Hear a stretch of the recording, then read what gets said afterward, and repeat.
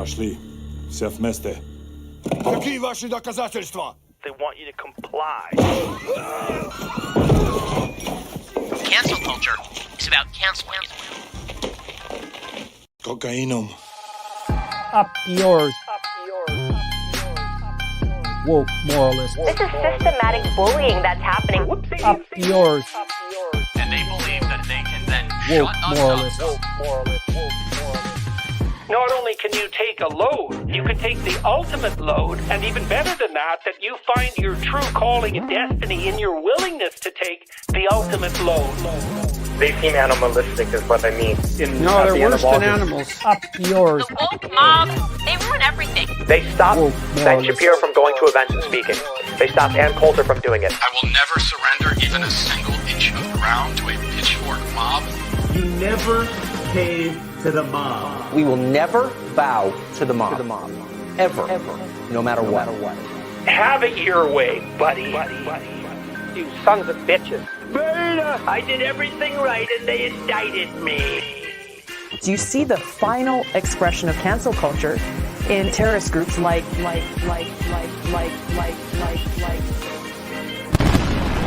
We'll see who cancels who. Hello, everyone. How's it going, friends? That was great. That was a great intro. You like Glad that? you like Yeah, it. that's all Mike. That's all Mike.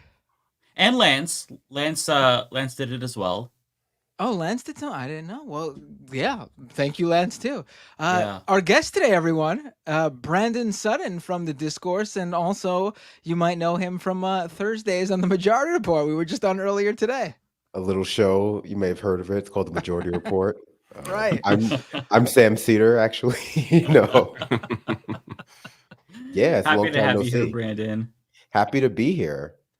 Yeah. And Brandon's burning the midnight oil to Yeah. spend time with us today. I'm really excited that he was able to join us. Yeah, we appreciate you being here, Brandon, even though it's late. We were talking before the stream that the last time I did a stream with Brandon was 2016 DNC convention. It was so long ago. Oh my gosh. It feels like just yesterday. It's been 2016 for at least 8 years. Yeah, we're old now, my friend. It's fine. Bernie looks Yeah. the same though, so nothing's changed there. Yeah, Bernie hasn't aged. He's just always been 85. Bernie looks the same, but Biden doesn't. No. No. There's been a fall off there for sure. Yeah. For those who are wondering, Lance won't be here today, but I think Rebecca's going to stop by later on. So just FYI. So, All right. what's going on this week? I have a bunch of I don't know. This is Well, I mean, for a laugh, I feel like guess. A bunch of Trump I clips because he gave a press conference today and it's all Yeah. fucking wild. I was gonna say, I feel like we need to start with that, right? I mean, that's Okay, we Yeah. can start with that. that's Well, hang the on. big Let me- story of I have the today. day. something more important, David, real quick. Just a quick Sure, go matter ahead. to attend to.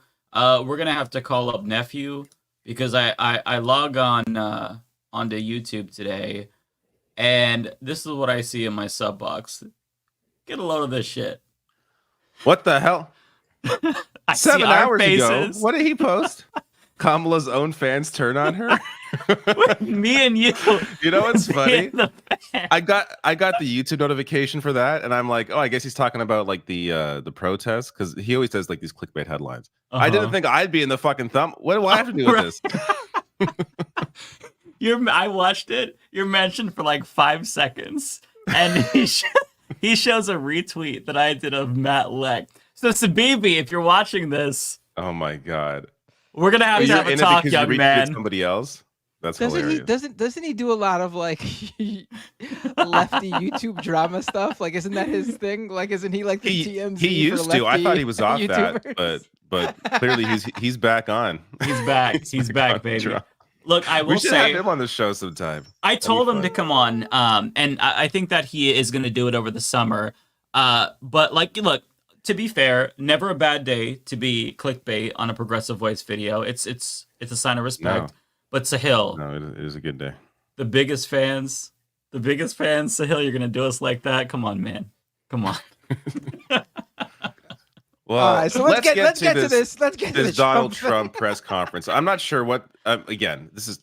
I feel like it's whenever he does one of these things, it's just what else do you expect? So it's no longer really surprising, but it is funny. He is still, I can't help it. He's still hilarious. This one was like unhinged. I got though. like 8 clips. Like this is This one was like, I'm not saying Trump's never been like this before, but this might be the first time he's been like this since like a couple of weeks ago when they did the whole, oh, it's a different Trump now. He was almost assassinated and he's a changed man. Yeah, no, this is salty Trump. He is angry that Kamala Harris is getting big crowds. I'm not sure. So there's a clip about that. I'm not sure if this is the one, but we'll get there at some point. And I said peacefully and patriotically, which nobody wants to say, but I said peacefully and patriotically. The biggest crowd I've ever spoken to, and you've seen, Maggie, I was at the mall. I was at the Washington Monument. I was at the whole thing. I had crowds. I don't know who's ever had a bigger crowd than I have, but I had it many times. The biggest crowd I've ever spoken before was that day. And I'll tell you, it's very hard to find a picture of that crowd. You see the picture of a small number of people relatively going to the Capitol, but you never see the picture of the crowd. The biggest crowd I've ever spoken, I've spoken to the biggest crowds. Nobody's spoken to crowds bigger than me. If you look at Martin Luther King, when he did his speech, his great speech, and you look at ours, same real estate, same everything, same number of people. If not, we had more. And they said he had 1 million people, but I had 25,000 people. But when you look at the exact same picture, and everything's the same because it was the fountains, the whole thing, all the way back to from Lincoln to Washington, and you look at it, and you look at the picture of his crowd, my crowd, we actually had more people.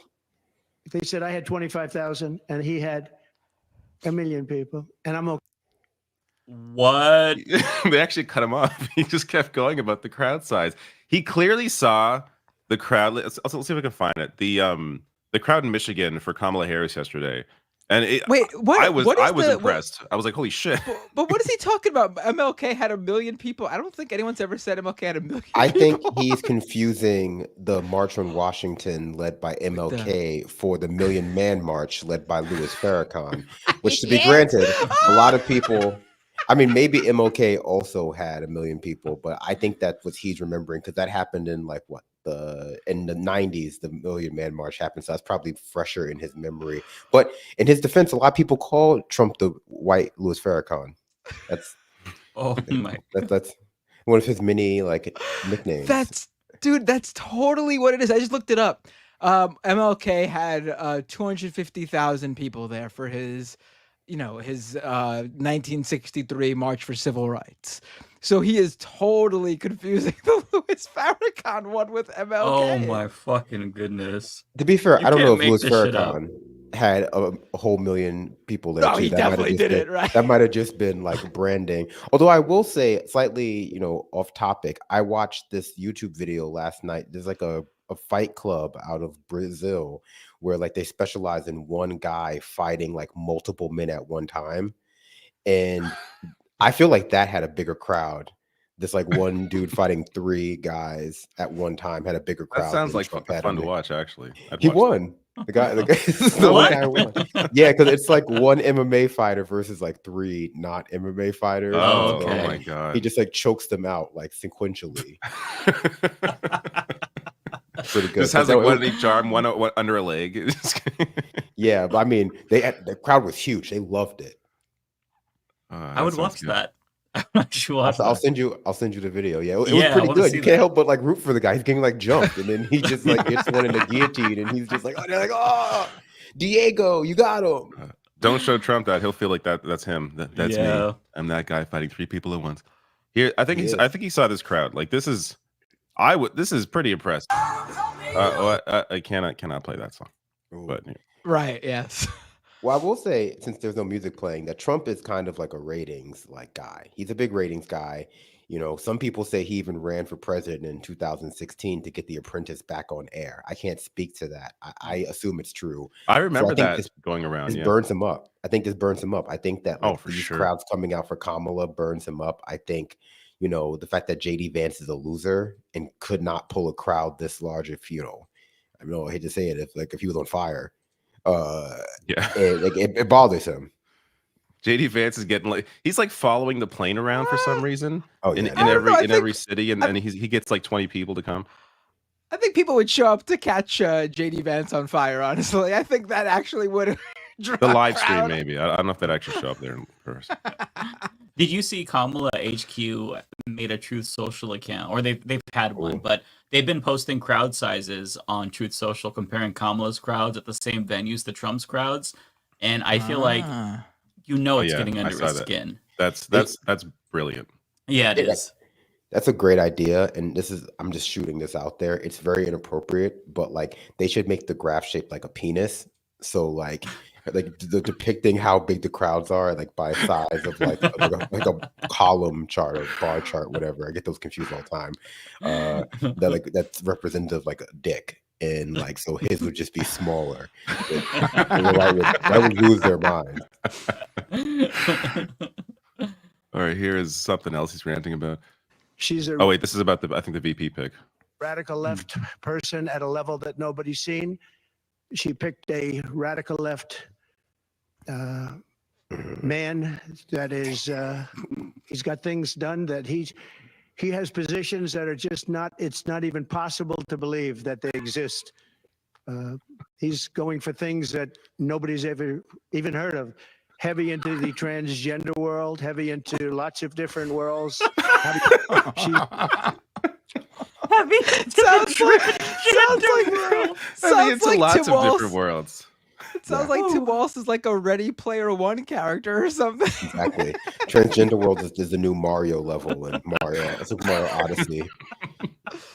I've never heard that. Transgender world. I think the transgender world. I think that was less him forgetting or not knowing what to say and more him trying to remember like what stupid crap Republicans are inflamed by this week. Cause he said it in the past. Yeah. He doesn't get how they've just pivoted to transgender stuff. Like he's said that specifically. And so I think he has to remember like what they're into. Like your dad trying to remember like what's the name of the, like, what are the names of the Power Rangers when you're a kid? And he's just like, oh, there's. Yeah. He clearly does not care. Like he has to pretend to care about these issues. He's just running because he doesn't want to fucking go to jail. Like he just likes the attention. Very uninspired this time. He's got positions nobody's ever seen.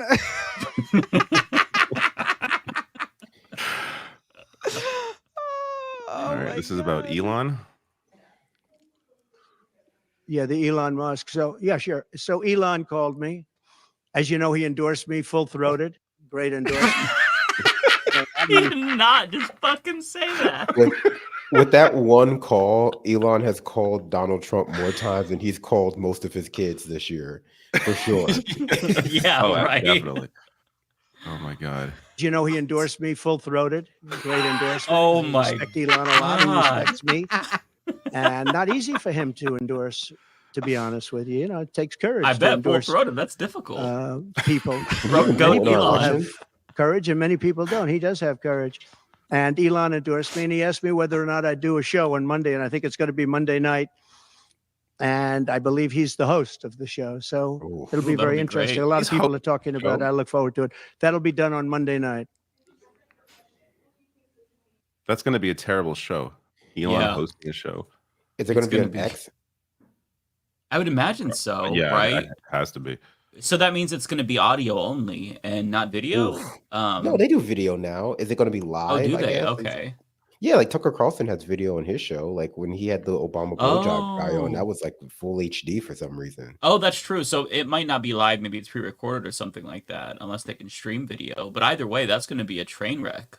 Do you remember when he? Yeah, do you remember when he tried to launch like DeSantis's election campaign on X to everything after it just kept crashing? Like it couldn't even handle like 100 people simultaneously. It just like kept crashing. I don't know. Elon has already backed out of the whole $40 million per month thing, and now he's going to be hosting Trump on Twitter. I don't know.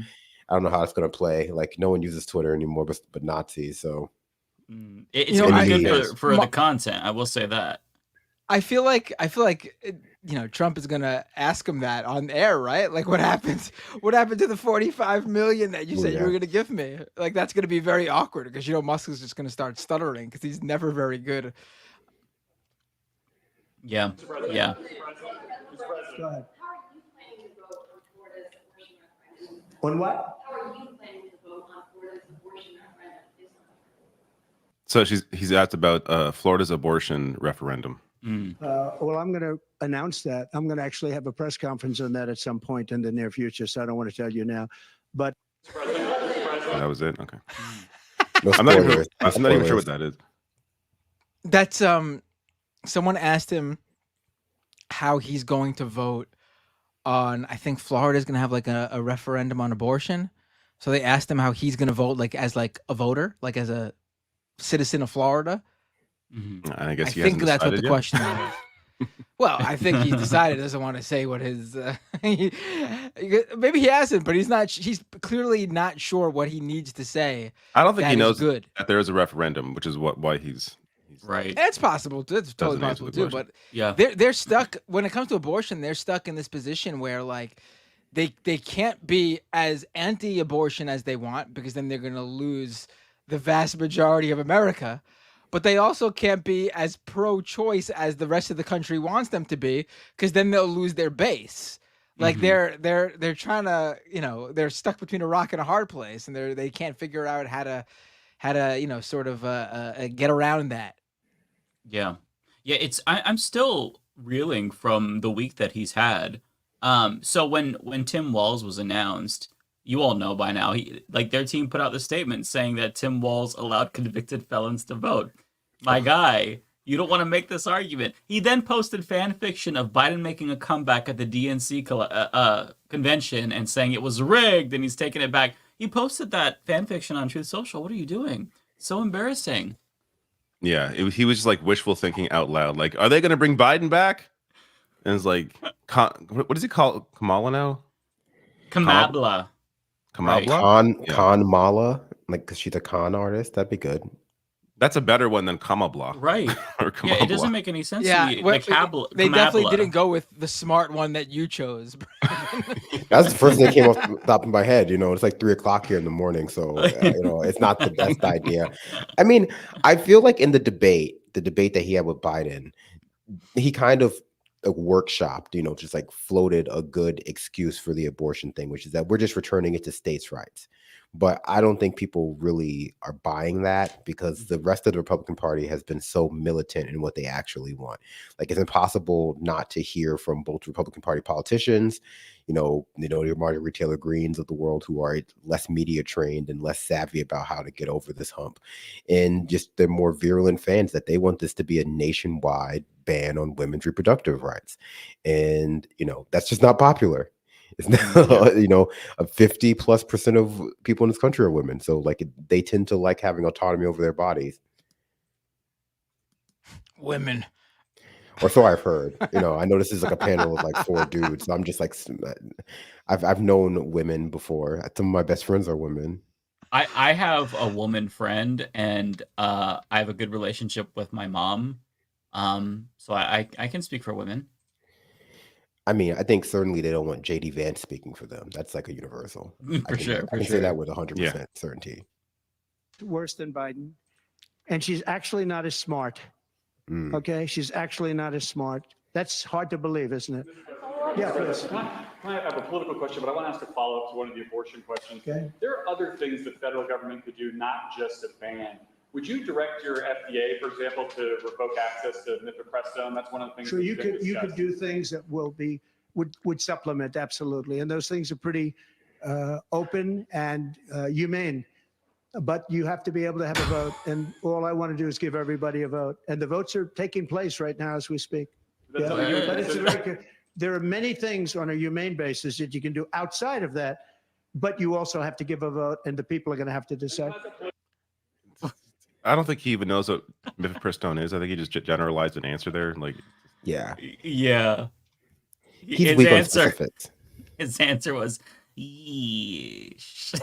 He did not know what the fuck to say. With Hillary Clinton, I could have done things to her that would have made your head spin. I Oh. thought it Whoa. Hey now. in jail. And then I see the way they treat me. That's the way it goes. But I was very protective of her. Nobody would understand that, but I was. I think my people understand it. They used to say, lock her up, and I'd say, just relax, please. We won the election. I'm sorry. When did he ever do that? When did he ever say "relax, please" to the lock her up chance? Like what? I still can't get over. I could have done things to Hillary that would have made your I want to know what he's talking about there. Whoa, wow, wee, wah. I mean,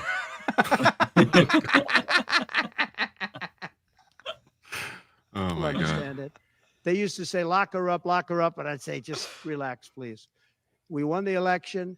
I think it would be I think it would have been horrible for our country and we had her between the hammering of all of the files. And don't forget, she got a subpoena from the United States Congress. And then after getting the subpoena, she destroyed everything that she was supposed to get.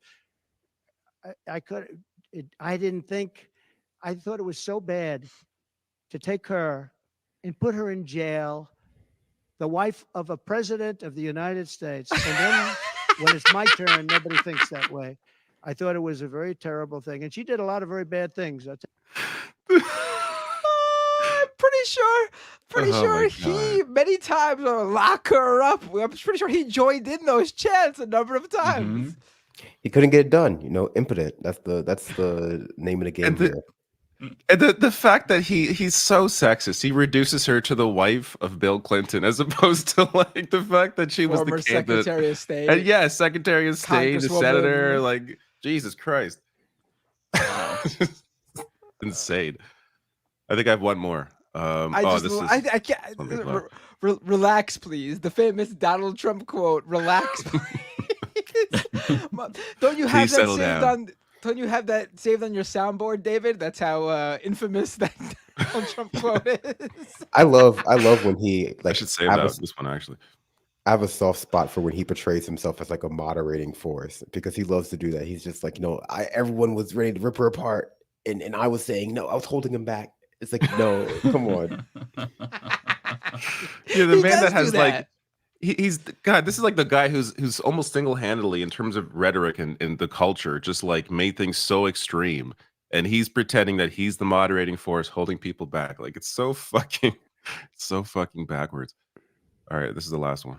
I had 1% inflation. I had actually no inflation, because if you look at the categories, we had just about no inflation. But I had a very minor. I actually had a positive inflation. It was a perfect number. Because you don't want. I mean, I'm not going to give you a whole course on economics, but please, Donald. Actually, please. If only we were so lucky. If you look at the categories, micro and macro. We had just about no inflation, but I had. Oh, that's repeating itself. All right, God. Oh my God. Yeah, not going to give us a lesson on economics. Thank you for that. There we go. Trump being ridiculous. I got nothing else to add to that. He's spiraling. He's not doing good. He lost his mojo, and the good thing about him is that people still want to hear him speak, even though he lost his mojo, because as he kind of like spirals, he becomes funnier somehow. But he's going through something right now. It's hard out there for him right now. Those final weeks where Biden was still in it. He really was walking around. I remember the news reports. He was like calling world leaders. He was acting like he was already in the White House. He was like so sure that, oh my God, everything's going terrible for Biden. I'm up in all the polls. I mean, he went with J.D. Vance apparently, because they were just like, fuck it, who cares? We're gonna win. You can pick. He was picking out the curtains for the Oval Office already. Right. He was like doing all this stuff. He was acting like he was already the president. And now everything has flipped on him in a matter of what, like 2 weeks? Has it been 2 weeks? Not officially yet, right?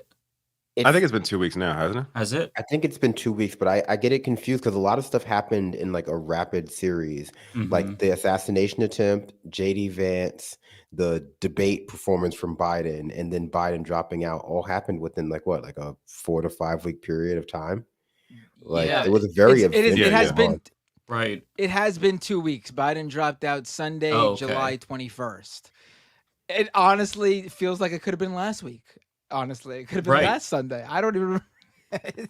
Everything is just flying by. We've all aged years in the last month. Years.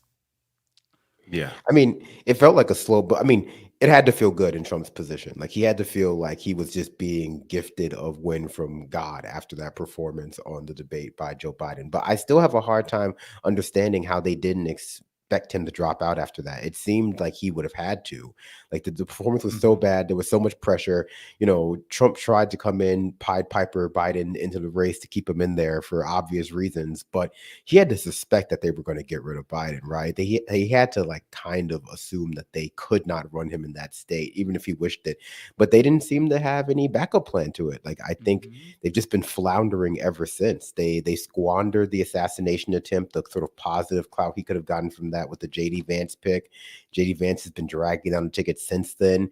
And now they're just, I don't know, they're just leaning into being weirder. Like they've just leaned into being as weird as possible in the last, I don't know, 2 weeks. And he's been like, this week, Trump has not been out campaigning, which is bizarre. And it's like, while all the, you know, he was in court the whole time. He's like, oh, I should be out campaigning. He has a whole week now and he's at home. Oh, I guess watching Kamala's appearances, because what the fuck is he doing at home? Like he's sending JD Vance out there to chase her plane, and he's no one's coming to his speeches. We were talking earlier on the Majority Report. I don't remember who brought it up, who pointed this out, but it was floated that Trump is like testing JD Vance right now, and he just wants to see, like he wants to humiliate Vance, so he like, you know, he gets the groveling Vance at his feet. Like he wants to see how much JD Vance will grovel for him. Because that's basically what's like. JD Vance is out there looking like an idiot right now. He's looking like an idiot, right? He's doing the dumbest things imaginable. He's by himself, and you got small little crowds. JD Vance literally was at the ECW. He held a rally at the old ECW arena in South Philadelphia. And he drew 200 people, which I'm pretty sure is less than what ECW was drawing when WWE and WCW were making fun of it as the bingo hall. I mean, oh my God. I liked ECW for like a year. It was like big. I remember that. I thought it was great. It was just, you know, everything is pro wrestling. Everything is pro wrestling. JD Vance is at the ECW arena. Hulk Hogan is out there endorsing Trump at the RNC. Someone pulled up an old video, not even an old video, a video from 2 years ago of Jesse the Body Ventura endorsing Tim Walz for Minnesota governor. Right. Which, you know, he's an independent. He doesn't usually endorse Republicans or Democrats. And he did to take a page out of Trump's book, he did a full-throated endorsement of Tim Walz. I mean, they should get him for the DNC. That'd be great. Say that. When I saw that endorsement, I thought it would be awesome to get Jesse Ventura and just have him like slam Hogan for the first like 10 minutes. Talk about how Hogan tried to break up or did break up the attempt to unionize. Right. That'd be awesome. WWE. They should. Yeah. They should do that because it ties back to the RNC and knocks one of the people who endorsed Trump by bringing up that this person is actually an enemy of the labor movement. He literally was a scab on an attempt to form a union. I mean, and it's not even just like a wrestling thing like Hogan was up there talking about how he slammed Andre the Giant and teamed with Macho Man Randy Savage to form the Mega Powers. He'll be actually talking about something relevant to politics. He'll be talking about how a major endorser at the RNC for Donald Trump was behind him eventually getting pushed out of the WWE because he tried to form the first ever pro wrestling union, and Hulk Hogan snitched him out to Trump's best buddy, Vince McMahon. It's like perfect. Yeah, no, that'd be smart. Well, going back slightly to Trump holding less rallies, I've heard that it's because he's afraid because he almost got domed. He almost got like 360 no-scoped at that rally in Butler, Pennsylvania. And because I believe the whole like trying to cuck JD Vance thing, I totally see that in Trump's personality. It's who he is. He can't help being that way. But it's certainly not doing his campaign any favors because JD Vance isn't very popular. So like having him go out there to be the face of the campaign is only causing, the campaign to suffer overall. So I do think there has to be some kind of other reason. Like I do believe that along with his inability or unwillingness to pay for venues that are inside and therefore better able to, be secured, there like that has to play some role in this. Like he came face to face with the Grim Reaper and he did not like it. Despite the the immediate aftermath making it seem like he was a badass. Like he didn't like what he saw. Has he had a rally outside since? Like they had that one inside. Wasn't he going back to Pennsylvania, like Butler, Pennsylvania, to the place where he was shot at to like show that he wasn't afraid? I remember him announcing that, but I don't remember actually doing it. No, he did. He said he was going to go back there and hold another rally there, which, that seems like your tempting fate. But I wouldn't do that. Maybe he's looking at it like, lightning can't strike twice, right? Yeah, I personally would feel super safe. Like assassination attempts on a president are rare enough to begin with. There was just the one we get once in a generation just happened and failed. I'd feel like, oh, it's definitely not happening again. I'm going out there. I don't even need the Secret Service anymore. I'm good. I'm safe. Well, if anything, they're going to be on like heightened alert now. Like, so if like the safest time now is to give speeches is now because they're just ready for anything. They're going to make sure it's not going to happen again. Yeah. But what if it did? See, that's the thing, right? It's that's all well and good. He might be thinking that. Until it does, right? Like they failed once and in a very embarrassing way. And there's no real benefit to it, I don't really think, in going back. People already think it's fake. People already don't think it was real. Speaking to like the pro wrestling element of it. We talked about this on the Majority Report earlier too, where I was like, I don't know anyone in real life who thinks that the shooting was real. Like some of that's my fault because I have been spreading propaganda that it wasn't because I think it's funny. But wait, what? Even his fans don't think it's real. No one thinks it's real. Most people who I've heard in the streets and like my mother and like just people who I have casual acquaintances with are like, it just seemed fishy to me. It just doesn't, and yeah, it was a little fishy, but it happened. Like a lot of stranger things have happened, right? Yeah. So but I think it just seemed too much like a TV moment. Like there wasn't a lot of blood. He seemed fine. I think he did a really bad job of selling it. Like he didn't really sell that it was a big deal. He didn't even go to that dude's funeral. Like he should have gone to that dude's funeral to really like hammer home that like, oh no, someone died here. Like this could have been me. But Trump's ego would not let him do that. And so people just kind of moved on. Like it's crazy. Like that was only 3.5 weeks ago. Like it'll be 4 weeks on Saturday. And people like barely talk about it anymore. Like Republicans They kind of stepped on it with the JD Vance announcement because wasn't that like the next week? Like that happened, and then like a day later, it's like JD Vance is the VP, and they just moved on. Like they barely talked about it again.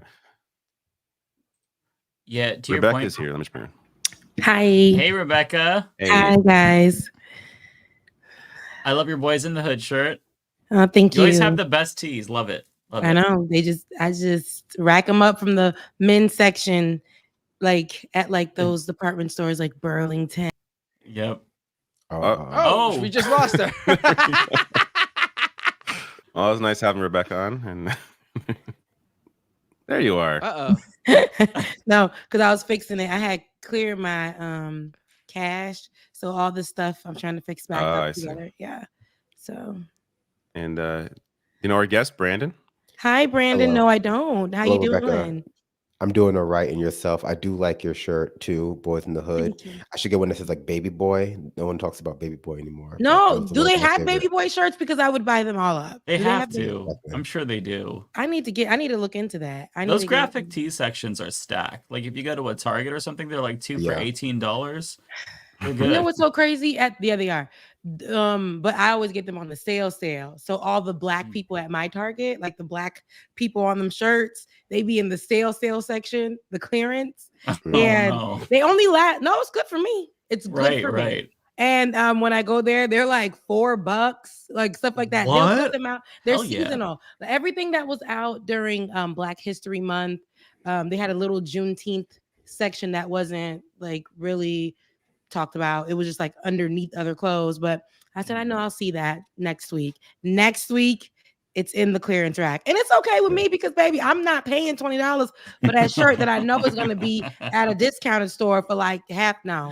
So when y'all get it together, I'll be there. And that's, so Target by me, a lot of their products. I remember they had like different Black clothes or stuff like that. Even the LGBTQIA plus stuff, like they can't wait to put that on clearance. As soon as any of those holidays are up, they throw it into clearance. And so, yeah, that's how I do it. I'm never going to pay full price at Target for anything. That's true. That's how I feel about Valentine's Day candy. Like Valentine's Day and Easter candy. Yeah. I'll give me a whole chocolate bunny on like the day after Easter, $2. The size of a small dog. Last me a whole month. I want to eat it. I don't know. I can't eat that after a certain amount of time though. Yes, right after Valentine's Day, get the candy. But if I'm looking at that candy in my home, especially the chocolate, I don't eat chocolate. But if I'm looking at that, like that whole thing gets thrown away. If it's like what is the do you guys have an expiration date of your own when you buy those things? Oh yeah, no, for sure. Yeah, you can't trust what's on the box. Like things last at least, like depending on what they are, they last at least a week after that. Although I also don't have a sweet tooth. I like salty snacks. So I'll just buy candy and it'll definitely go bad. But I'm like, you give me a box of Cheez-Its, those things are going that afternoon. Yeah. See, candy going bad though, I feel like isn't really like candy going bad is what it loses some taste. Like bread for me, I will not eat bread within a couple days of its expiry date, like even like beforehand. Like I'm not. It gets crazy. When it comes to bread and mold, I fucking hate mold so much on bread. Me too. So Me too. I will not touch it if it starts to even like seem like it's a little old. I can't do it. If I even see like, what is that black? No, throw the whole bread away. Yeah. Throw it away. Like one little white dot. Nope. No. Like punch me in the face. I See, can't. I'm the type that looks at it and goes, "Oh, let me just pick around Scrape those that areas off. and eat the I feel like you're the kind of guy that waits till it gets moldy and then you start eating it. This is why the left is not going to make it. You got the far right out here drinking raw milk, getting their stomach juices all immune to all sorts of bacteria, and the left is like, one day past the expiration date, this is going in the trash. But you know what? I do kind of really. I ain't gonna hold y'all. I am gonna be the grandma because I'm already the auntie, but I am gonna be like the grandmother that has the seasoning that is like $19.99. Like, grandma, throw this away because it's good, baby. That's what I've been cooking all that food with.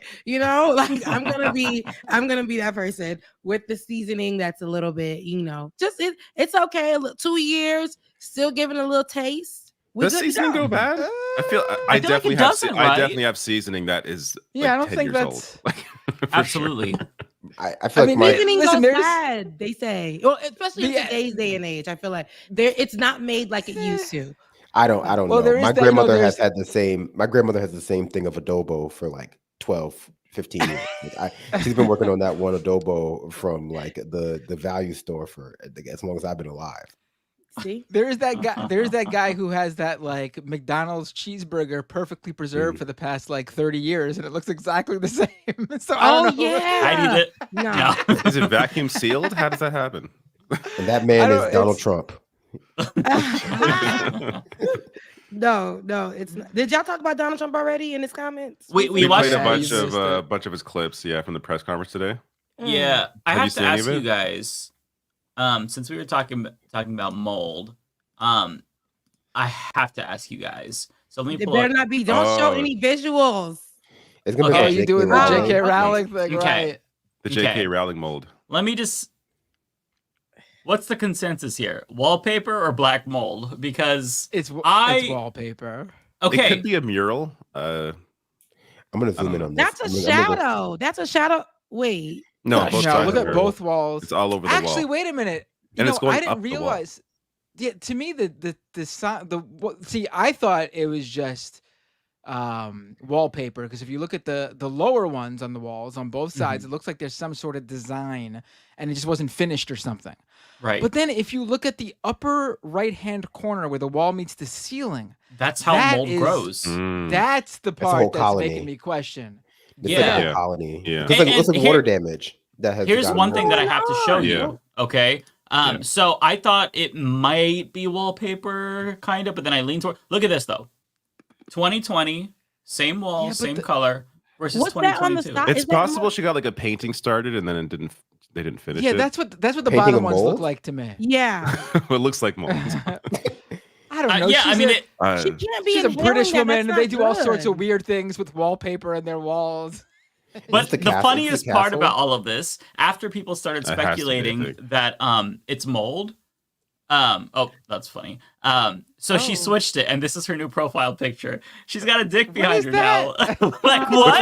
is clearly she did it on purpose because she's like, look behind me now. You think so? And But it, she got what is good that? skin though. she must have noticed the Or, dick-looking thing behind her head. like, as she what the posted fuck is this that? picture. Photoshop looks that like out. a- What is she thinking? It looks like a Zoobly Zoo mask or something. I think like it's from I think it's like the paw of like a stuffy. It's like it's like This a raises more questions than the mold to me.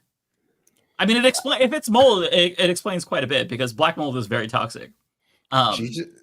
She's like the most Gen X woman alive. Like she's like their whole spirit animal. Don't get Matt started on that. On spirit animals or on Gen X? On Gen X. Oh yeah, I think He Gen hates X Gen is- X. Yeah, they're worse than the boomers now. So I mean, you know what? And that's what the what's the kids after us? Generation Zoomers? Z. Yeah, the Gen Z Zoomers. You guys call them Zoomers? Yeah, That's what they call Zoomers, yeah. themselves. Yeah, whatever. Oh, I didn't look. I'm so new to this. Look, because Aren't that's you what a they feel Zoomer? about. They feel like we are acting like Xers, and to them, meanwhile they're still. They're still in we our call whole- ourselves What? ourselves millennials, but we're really called Gen Y. Like that's Yeah, the official but name for it. nobody ever said that to us, and we Or never took it. We Yoomers. never. Yoomers. It never stuck. It never stuck. So we were like millennials, and that's it. Yeah. I remember it used to be like a curse word, and now we're just I don't know. We're Well, I think- we're ancient. I think that's part of Gen X's problem because like Gen X was the last generation that was portrayed as like cool in the media. Like they had all of these movies about them where they were like rugged and they like I hate my parents, I'm leaving the suburbs. Nirvana, Like, grunge. Nirvana. Yeah. Like millennials Spice were Girls like, had a song about them. yeah, Jennifer like Aniston, Friends. yeah, like they were the cool generations. They weren't stuffy like their parents. They were leaving the suburbs. They were moving to the city. They were, being sexy female lawyers in mini skirts. And like millennials were shit on from birth. Like by the time we were like old enough to own things, they were like, no, you can't.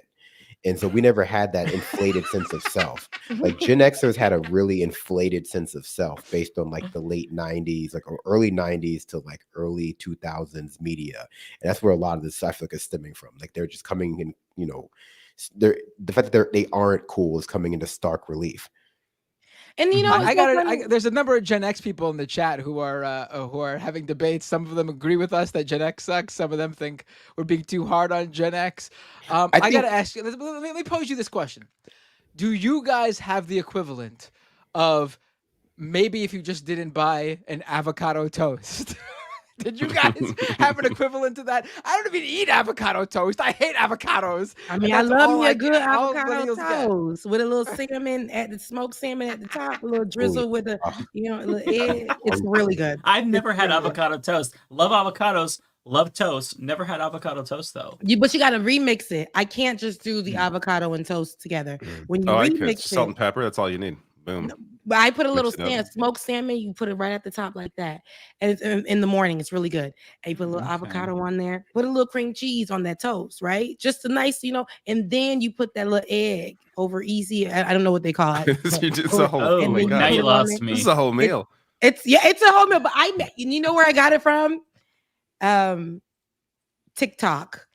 So a Zoomer probably. From a Zoomer. Oh no, my. but it was the hands. And let me tell you what I do. I go on and I make sure that I'm not learning from somebody who's like 10. I just it bothers me. I don't want it. And it's not that I just can't. I'm like, okay, Rebecca, if I'm gonna be learning to cook at this big old age of mine, let somebody else be. Like, let me learn from. Hey, sis, you okay? Let me see. So yeah, and it's like more American meals because I have more of a. I cook a lot like a Haitian way, so I want to learn like more like those easy breakfasts that y'all be cooking, and it's good. Like, so I want to, and those. It was 1, 2, 3. I did it in the house.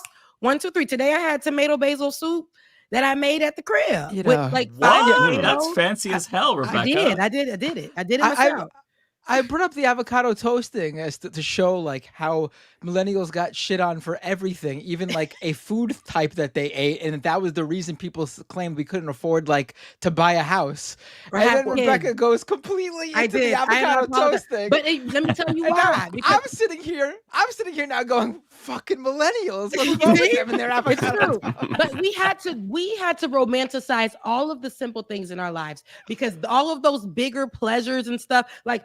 Going to Panama City used to be like, oh, you got to go get drunk. Now people are romanticizing it because we can't make it out of the country. We can't. Now going to the beach up the street from your house, you got to romanticize it. Sitting on the balcony in the middle, of the hood, you got to romanticize it. We can't afford the other places. We can't. So this is what we're doing. And they get upset that we do that. They get upset that we are talking about our mental health. We're trying to make meals at the house and use what we got. We don't want to just make college style noodles anymore. We're gonna make it like the pho. We're gonna like all that type of stuff. We're gonna do that. And they get mad that we are doing that. And then the kids, which I love because I love the kids, the Generation Z. And I was just hanging out with my nephews that had them for a week. And those were the alphas, right? Those kids are a different breed right there. Those are little know-it-alls. But the Generation Z, like even their whole style. I know history repeats itself in so many ways. Style, like how we learn, all this other stuff. But everything is like bar for bar millennial. We got cracked on for a lot of this stuff. Like we got joked on how they're still playing us for how, what we're doing with our lives now. And we're whole parents and we're in our 30s and stuff. But these kids are stealing our whole style bar for bar. And they're like, oh my God, the latest outfits. They laughed at me when I wore gachos in school. Okay.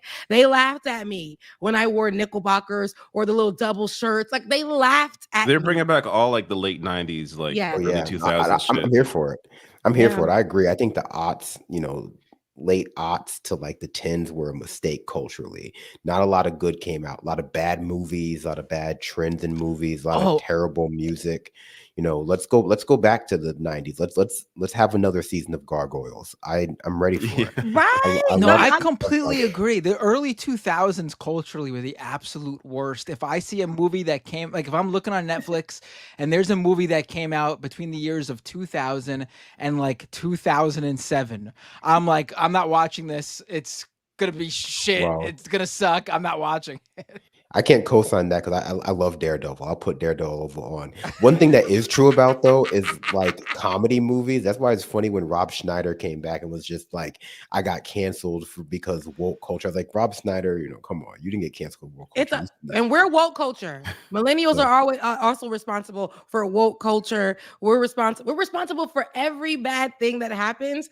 And then I'm thinking about like we had to suffer through this all of our lives. There was something bad that happened every damn like year of our lives. And then now we thought when we got to college that I went to college, I got this education, all this damn money I borrowed for me to come out, and y'all said I needed 10 years of experience. Oh. And then on top of that, now the kids is making more money than we ever seen on the internet. They're like barely hitting 5. So it's like, what's the truth? What's a lie? I don't know anymore. So I'm just going to live my life and everybody can leave me alone. I'm a boomer about that. I don't think kids should be on the internet, at least not. I don't like kids on the internet either. I think social media is bad for your brain. I agree with those. I agree with those. It's got to be hard to stop them though. Like once their friends are on there, it's just like, what do you do? I don't have any, so I'm not trying to stop them. They can do whatever they want. It doesn't make me a difference. I just think it's probably not for the best. When it comes to Gen X, though, I feel bad for them sometimes because they're a very divided generation. Like a young Gen Xer is so much different than an older Gen Xer, and it has to do with like it's the technological revolution that happened Like you see old shows from I relate everything to like old CW shows in the early 2000s, but like it's a good like a little microcosm for like the way things were. Like they're millennial. I mean, first of all, Gen Xers are still young. A lot of them are still like just in their like mid 40s, like late 40s. And so they had the option of like riding the first wave of technological revolution. And a lot of them just did it. A lot of them were like in their early 20s when the internet was like coming about. And then, you know, they just ignored it. They were like, this is not going to catch on. And then they finally got into it when like they started putting Facebook on smartphones, and now they're all addicted to TikTok like their kids. That's why they're having like beefs with Gen Zers, like the Gen X, Gen Z beef, like the flame wars that are going on now on like TikTok are just because like Gen X and Gen Z are fighting. They don't want to fight us no more. I think what's because like we're nothing to people. We're nothing to people, guys. It's like their parents' age, though, isn't it? That's why, like, it's like parents fighting their kids, and like, but like Gen Xers don't like to imagine that they're parents now. They don't like to imagine that they've become like the suburban parents that they were rebelling from, that they were moving to the city to escape, but they just are. You all remember this? This is from 2013. Oh my god! Millennials, the me generation. Oh Millennials are God. lazy, entitled, narcissists who still live with their parents. Why they'll save us all. So he actually did a video, I kid you not, where he LARPed as a millennial. Oh my god. He did a video where, and he's like, okay, so I got up in the morning, I emailed my sister, sup. Like, I swear to God, we can watch some What? of it. I Is the swear video to here? God. Can we play the video? It's right here, yeah. Day. I wake up every morning, and the first thing I do First is thing I email I my do. sister, sup. I send her an email, and I'm like, sup. Yeah, it's as bad as it sounds. I log into AOL. The day trying to live like a millennial.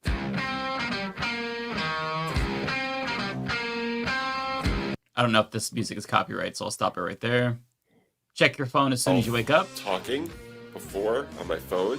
Sounds I did generic not enough. know I looked like this. I'm not thrilled about it. I put on a millennial t-shirt. What does a millennial The Who wear? is a millennial Yeah. T-shirt. What, Yes. How old are millennials again? Is that better?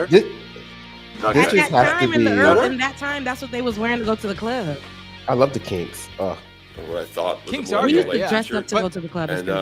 I'm Definitely gonna don't get right think to Ray trying to Davies send and 30 go, the texts in one day. millennials. Okay, This- so he's sending 30 texts in one day. That's what millennials do. oh, only 30 now? Wow, crazy. But the 2013 was guy's like, not a millennial, right? Things He's have just trying to changed. cosplay. He's a Gen Xer. This is why Matt hates Yeah. them. But He's this- a the loser worst, for telling this. you. I hate to say that. That's so mean. But that's this just has to be because of like the pivot to One video. must be One must be a sext. Say something sexy in your text, right? where do I know him from, guys? Is he an actor? Sex tonight. He looks like the dad from Modern Family. That's what I Yeah. Oh my God, that iPhone is tiny. Is that how small they used to That's be? how they used to Yeah. be really small. Yeah, what? That doesn't seem like a good start, does it? You have nice boobs. I'm sorry, that's boomer language, actually. That nobody says boobs. And he probably spelled it You have with nice That's numbers. like Howard Stern status. Like, Yeah, no, this is like this is the kind of content that came out like when everyone was pivoting to video. When you had to pivot to video because Facebook was telling you that like you're going to get all these views and all this stuff, and so every outlet was making just garbage, just absolute trash. They can still delete it though. It's up. We're No, watching it's it. up and it's stuck. A non-essential G chat, like Google Chat. Is that Gmail? I don't know honestly. No, I I think that's the yeah. Gmail chat, isn't it? Yeah. Oh, Yeah. okay. So this was the part that I think I remember where he says that he sent an email to his sister and he said sup. Like I feel like I'm remembering that correctly. Okay, let's see. I've never really chatted through Gmail before, so I opened up a G chat with my sister, and I just wrote sup. She wrote, "Hey, how's the birthday boy today? Is he in school? How was the party? How is it having Mom and Mike there?" That's a lot from just sup. I don't want to answer all those questions. What the? That doesn't seem complicated. These are just useful tools to have out at once, so I don't feel overwhelmed by this. This guy has so much charisma. It He was should be Trump's overwhelming him. VP. Yeah. Let me Holy look up shit. selfies so I can get an idea of what I'm trying to do. Oh, you should put funny, either He has get to naked or Google put it funny before he things does in it your because he mouth. doesn't know what a selfie You have is. to find your good side, right? So He had to not the side Google with it? the zit. So the side Yep, with he had to the look dark. at selfies so he can get an example of what People that been is. taking selfies. and they Even on them old ass cameras. Yeah. stay like a millennial. Expect Yeah, it's just funny because like now all these Gen Xers are like addicted to Facebook too. Like, Yeah, they're the Oh, ones they on live Facebook. on Facebook. Yep. They're the Yeah. ones on That's Facebook. their territory. because they And finally here he got it. is making a Facebook account, or I guess posting on Facebook. I'm not really sure. Joel Stein. What's this guy doing now? I'm looking this guy. I know we need to find him and we need to bring him on the show. We're gonna go to Oh, Instagram. there's probably a lot of Joel Stein. So. I bet you he Yeah. has every social media. He's on Instagram. He probably on TikTok. Yep, guarantee it. Because them Xers love to be on. They be dancing on TikTok. We need to make him repudiate this entire article, and apologize because I feel like this is genuinely. He has slanderous. 712,000 followers On what? TikTok? On Instagram? on Twitter. Twitter. And okay, there. he David, is. send him a tweet calling him the F slur. No, Do it, David. You have to. no, You're that's crazy. mean. It's okay. He did this one shitty video. Maybe he's a nice person. I don't know. Maybe Speaking maybe of he's slurs, changed. Speaking of slurs, I don't know if you guys. Yeah, have but wait, seen- hold on. He's got 712,000 followers on Twitter, sure. But look at his posts. Look how many interactions they get. Those are fake followers, without a doubt. No. Oh I think my he god, did- you're right. 6 likes. What? He's just like, I think he's just like an institutional, like he worked for like Time magazine for like 17 years, and so these are just like people who Nobody followed engages with him from, now? Yeah, like the people who followed him from like reading his columns, and he just like tweets garbage. So like no Yeah, one that's follows what it him. seems like. What is Yeah. his handle on Twitter? But I bet you on Facebook, he probably that man. The Yeah. Joel Stein. He's Oh, running the all Joel of the Facebook anti-millennial groups. He's just like the ringmaster. He's behind king. it. He's king. He's radicalizing your parents right now on Facebook. That's why they hate us. But yeah, no, I just totally off topic. But like, you mentioned slurs. Did you see the new Kevin Sorbo tweet? No. No. Oh yes, about it was like racist. Kamala. Yeah. Yeah, no, about like how Kamala should say the N-word to prove that she's black. No, he didn't. He actually tweeted this. He Yeah. said Okay. that? What? Well, I mean, he tweeted it a few. I mean, insofar tweeting something and saying it. It says if Kamala is black, Here. really is black. Oh yeah, perfect. If Kamala really is black, have her say the N-word. Let the people decide for themselves. Hercules been on a roll. He's been saying a lot of crazy stuff. This is why crazy. people call you weird. This is why people preferred Xena. This is just Oh, putting this out there. fact. People watched Xena and turned off Hercules. Yeah. Fact. Right. That's Dark not the fact that the thought crossed his mind in and of itself is really weird to me. But then he was like, you know what? I'm going to vocalize this to a platform and let people know that this is what I'm thinking. If you're really an actor star in something. I just don't. Damn. Got him. I just don't get it because, like, I hate to subscribe to colorism, but Kamala is just like visibly black. I have members of my family who are like lighter skinned than she Than is. Like, she's her, not yeah. Logic. Like, she's not like out here like Logic saying the N-word. You're like, okay, well, I guess. Like, she's just visibly Logic should black. stop. Like you can tell she's seen Love and Basketball. You can tell. She's Caribbean too. Yeah. But it's and I was one of the people. I'm not even gonna hold you, and I can say that with my chest. Like years and years ago, especially when she started running, and not too long ago either. As my criticisms of her still stand, but we'll talk about that after she's seated. But where I'm just like, I've never heard her say in that time that she's black. I know that she went to an HBCU, which to me makes her black, right? I know that her father is Jamaican. And a lot of her friends and things like that. I know that she dated Montel, the host. I know, you know what I'm saying? Those things about her, but I just know that she's black. I know that she doesn't have any children. I know those things. And I know that her husband is white, but her mother is Indian. And there's nothing white about her, but they try to make it seem like if she doesn't represent black, then she has to be. And I'm just like, I know I said that, but there's a video out where I posted it myself on Threads because that's where I be at, and where she actually says it in 2018, where she's sitting down with Charlemagne on the Breakfast Club, and she says, "I'm black. I'm always gonna be black. I was born black, and I'm gonna die black." She said it, and I said, "Okay, that's it for me. That's it." I can't. It's weird. Excuse me. It's weird that it's even a question because, like you guys said, I I knew she had an Indian background because her mother's South Asian, but I mean she black. I mean, I don't know where why they're trying this. I mean, to me, where did this to me, discussion, this anger over being biracial, where did it even come from? Like, it's so random. But they had to. Like, what the fuck is this? I brought this up on I forgot where. Maybe it was in my own stream. And I really do think this is the thing. There is like a fringe and I've seen like Ole fighting with these people online sometimes.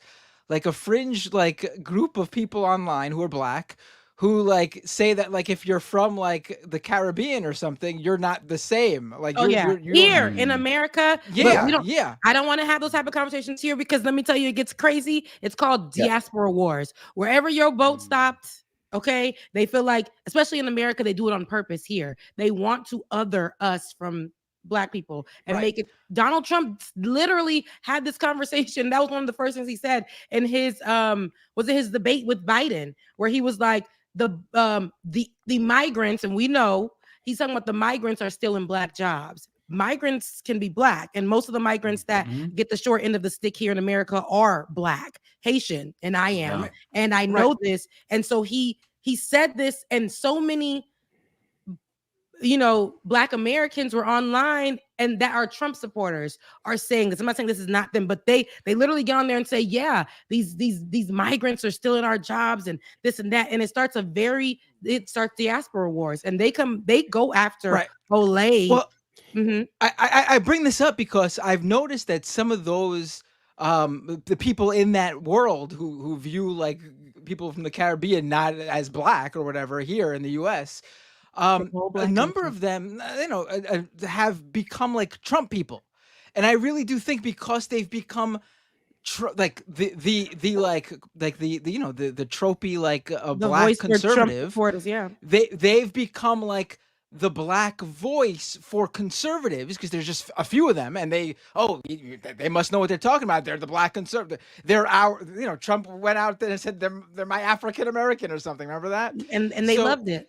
So I think that this is where that's coming from, where they hear those black conservative Trump supporters who are in that group saying this, and then they now go, oh, wait, this is what black people think, that if you're like, because her background, with her dad, he's not from Africa or whatever. He's from the Caribbean. Like so that means she's not really black. I really think that's where it comes from.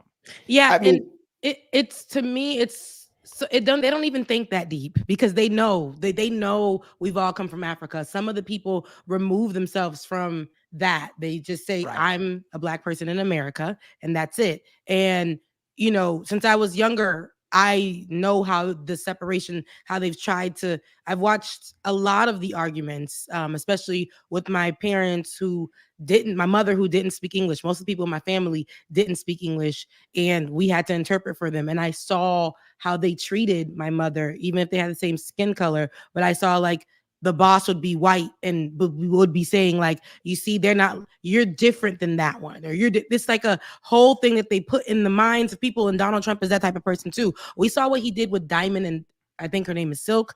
And I know one of them passed away, but the way he did with Diamond, and that's crazy. What he did with Diamond and Silk, and how he was bringing them around as his blacks because they supported him. And we know that was like a money thing, but they're going to do anything and they're going to say anything. We see with the latest rappers, your favorite ones. And I've had this conversation already, but like with the Gen Z rappers, like, what's her name? Sexy Red, who sat down and can have these types of conversations that have nothing else with it. It's just, oh, he funny. Donald Trump is funny. Donald Trump now goes and reaches out to people like 50 Cent. Right? Somebody who said back in 2018 that he would never go and support Donald Trump turns a corner, and now he's supporting Donald Trump.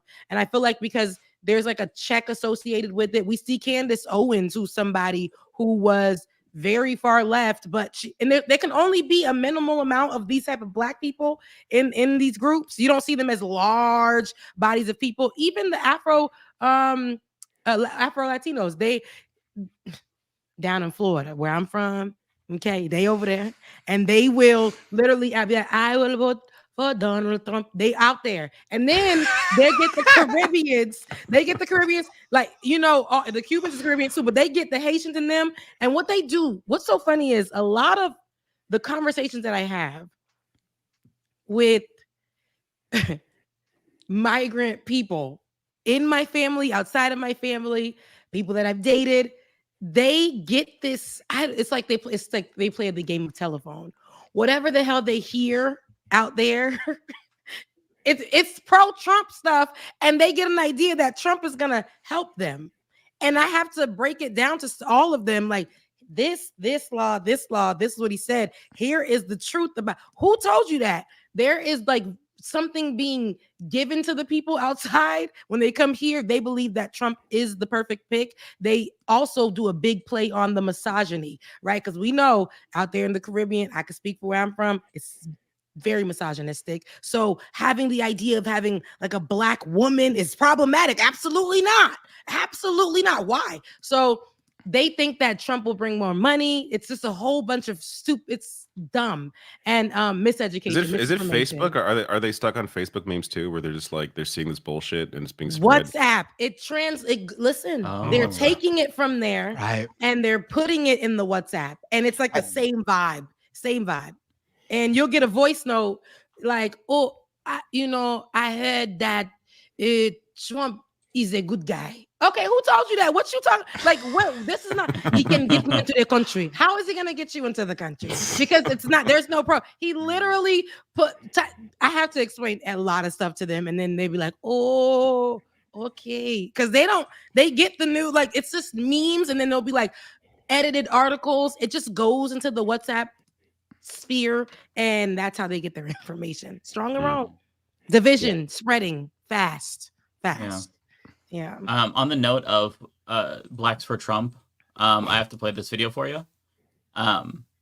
Because this fella right here is wearing a Blacks for Trump shirt, and he's asked about it. Shirt says Blacks for Trump. Yes. Blacks for Trump. Are you black? No, I'm not black. Okay. Shirt says blacks. And there's, that's like sending clothes to Haiti, and they just be throwing stuff on, and they be having on shirts like this. It's terrible. Like, why are these people wearing them? They're not black. Oh my God, I don't understand. This has been a phenomenon for a very long time. I believe it was Romney also had the same thing, where there were white people that were either in crowds or online that were pretending to be like black supporters of Romney when they were white. Like, I don't understand why they keep doing this, because it's not good. Remember, he said the same thing. They turned black, because remember, that's the question that Donald Trump had. He's like, I don't know when Kamala turned black. When did she turn black? She's always been black. But I love how black people took that too, and we went online and started giving stories about the day that we turned black. Brandon, do you remember when you turned black? Yeah, as someone who was born, I was going to say something rude, but someone born in Brooklyn, I just want to co-sign everything that you said. Like, there's a deep strain of nativism amongst the black community, because we're all still Americans. That's the one thing that people don't want to acknowledge, that nativism just runs deep within our society. Even like fresh immigrants off the boat will suddenly believe that they are better than the immigrants who came right after them. The person who literally taking the next step off the boat is worse than them because they got here like slightly after. Like, America attracts people who tend to want to like pull the ladder up behind them. And so you do get that kind of intra-black community like split, because hierarchies breed other hierarchies. Black people want to have their own intra-black hierarchy where native born descendants of slaves are at the highest, and fresh African immigrants are at the lowest. And that is just another way in which the working class is segregated as well. But the intra-black generation, intra-black population is segregated. I like to think that I became black when I was first compared to looking like 50 Cent. Though that was the day I knew I had made it. I when can see people were that for you. "Oh, you're I like can 50." see that for you. But so people are telling stories online. My story about when I turned black was when, and I was so extra with it. I was just like, I can remember this day like yesterday. It was a hot summer day in Florida, 1996. and I asked my mom to press out my hair. I didn't have a chemical perm yet, and we call that perm. It was straightener. But I didn't have that in my hair yet. And I asked her to straighten my hair so I can look like the non-melanated at my school. And I remember this like yesterday. She did. She flat ironed because flat iron just came out. And she flat ironed my hair, and I remember I went from looking like who did I say I was looking like? It wasn't Rick James, but I went from looking like I had an old lady Auntie Preston curl. When I stepped outside, I started looking like Lauryn Hill from the first Fugees video. And that's when I knew I was Black. And I said, my mama told me that's magic. That's what makes you beautiful. But this other guy was telling a story. He said he was white and he was bit by a Black. And that's when he knew he woke up and he became Black. I love that Black people took it and were having a field day with it, telling their stories. And they weren't real. We were really going into like a whole thing. But I say this to say, like, Donald Trump really, and then his comments today about how I know you guys probably went over that, how he said that Martin Luther King Jr. with his I Have a Dream speech and the crowd, he said there was 1 million people. He said it couldn't be because he had 25,000 and it looked just the same on January 6th. And then, y'all, this guy, I remember we were so focused on Joe Biden being old and all this other stuff. And it's like, now that Joe Biden's out the way, this is what we're dealing with right now?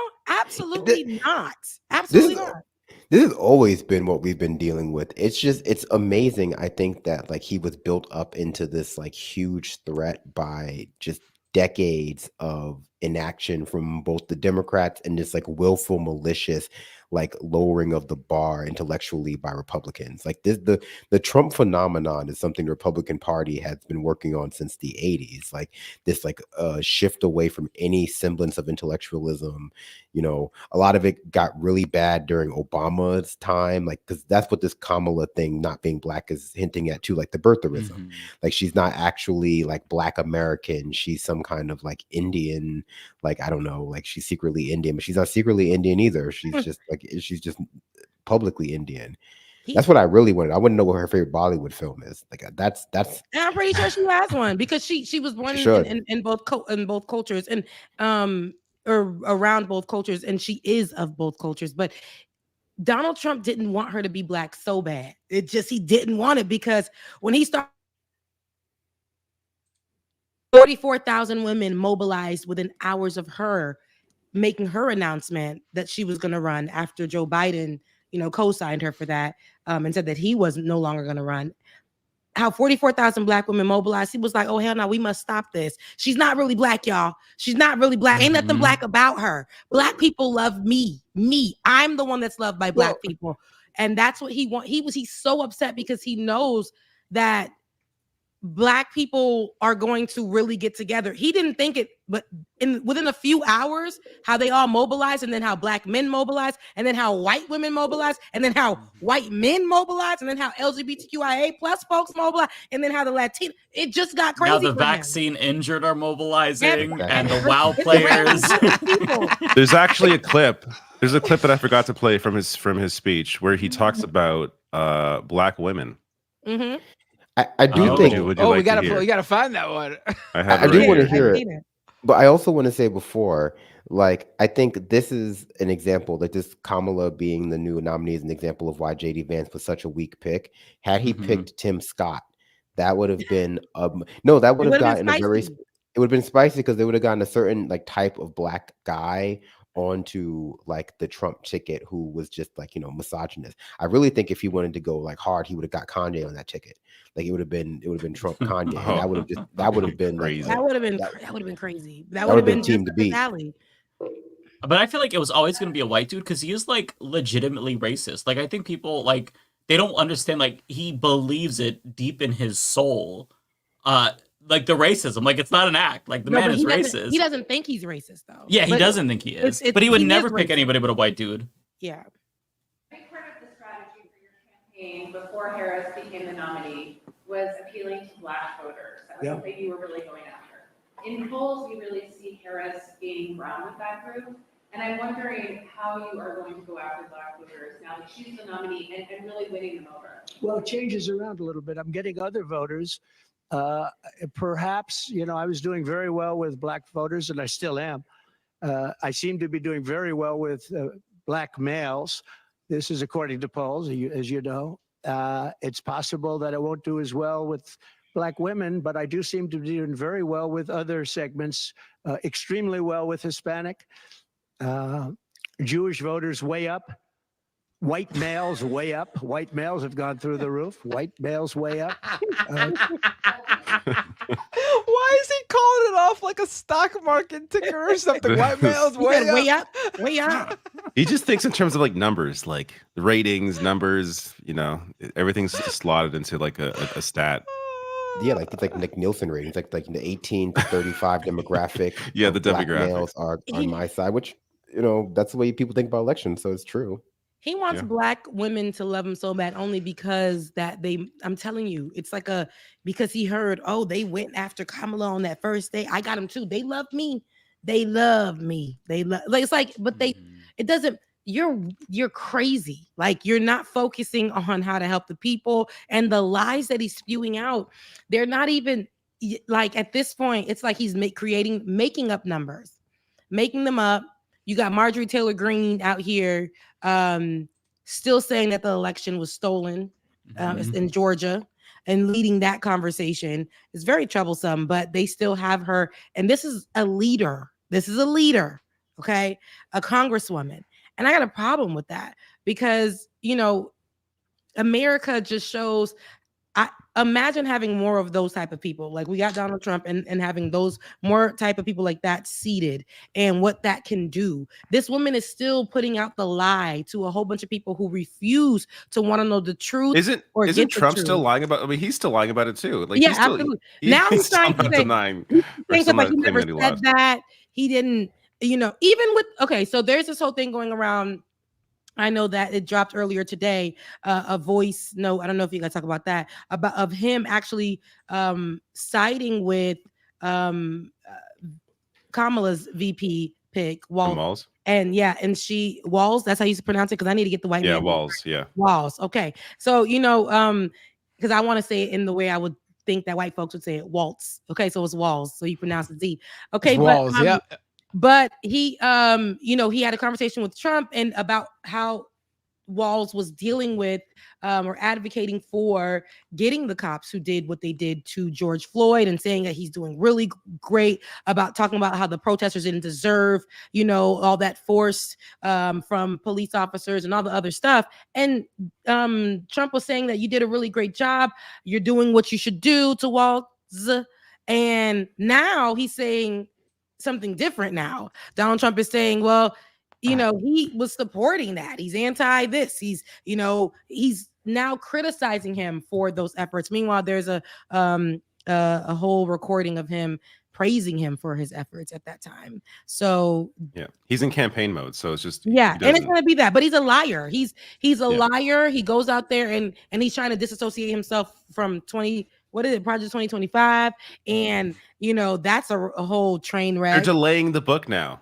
Right. They're delaying the book as a way to try and remove Which is themselves smart. from that. Media Matters got a copy though, and it's about them wanting to ban IVF. It's very incriminating, so that's why. And Tim Walz, to his credit, brought it up during a rally, which is actually really smart, because they're trying to run away from it. But no, you attach that shit to them because they're going to do it. Trump implemented the mandate for leadership back in 2017, which was the 2017 equivalent of Project 2025, albeit much less extreme. And they credited him because he implemented 64% of their policy recommendations. So he's very locked in with like what the Heritage Foundation wants.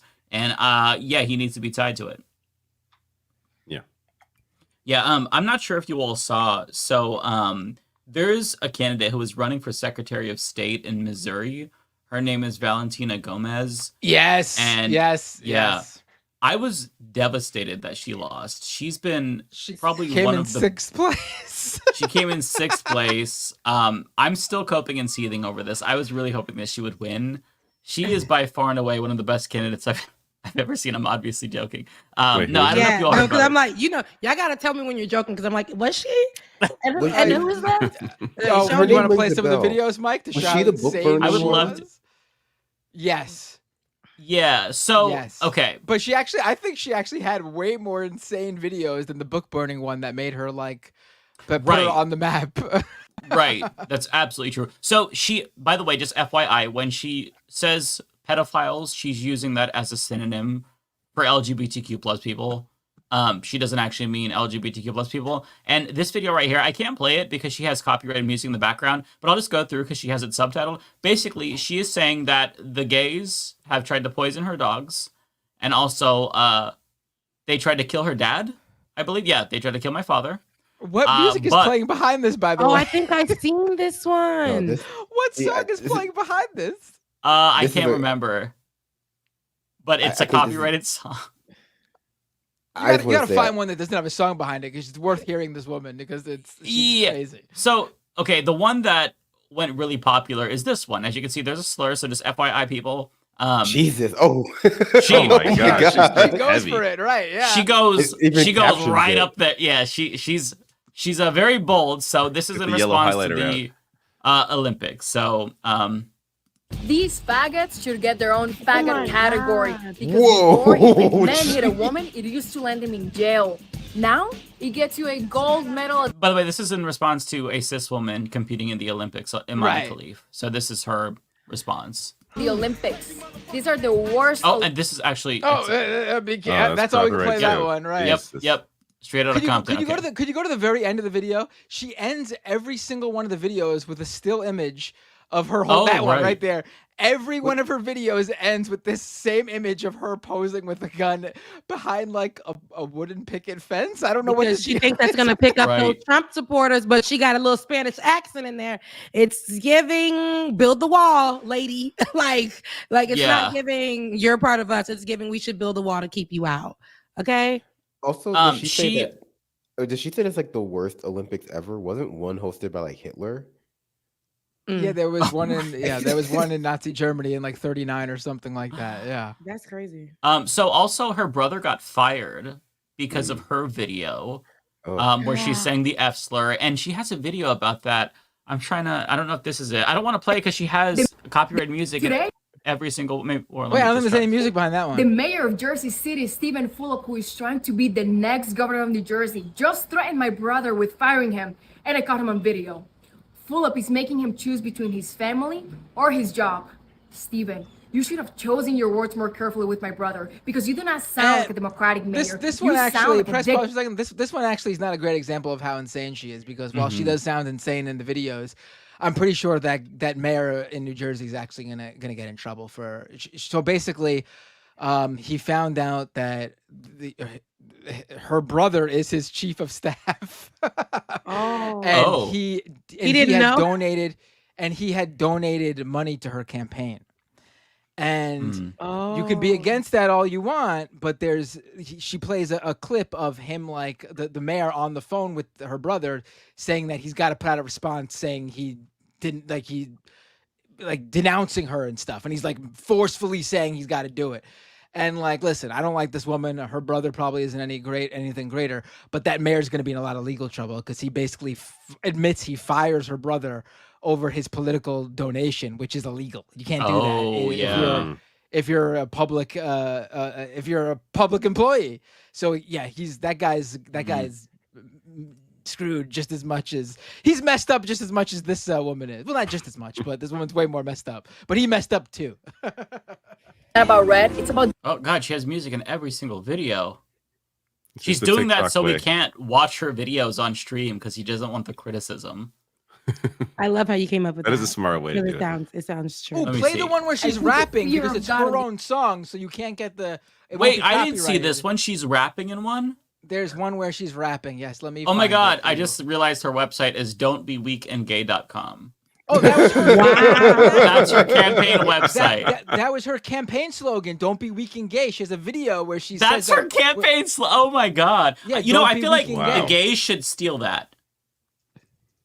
They should. Don't be I weak feel like like they should that. take it back. Bully would They say. should We played reclaim this it. woman on the show.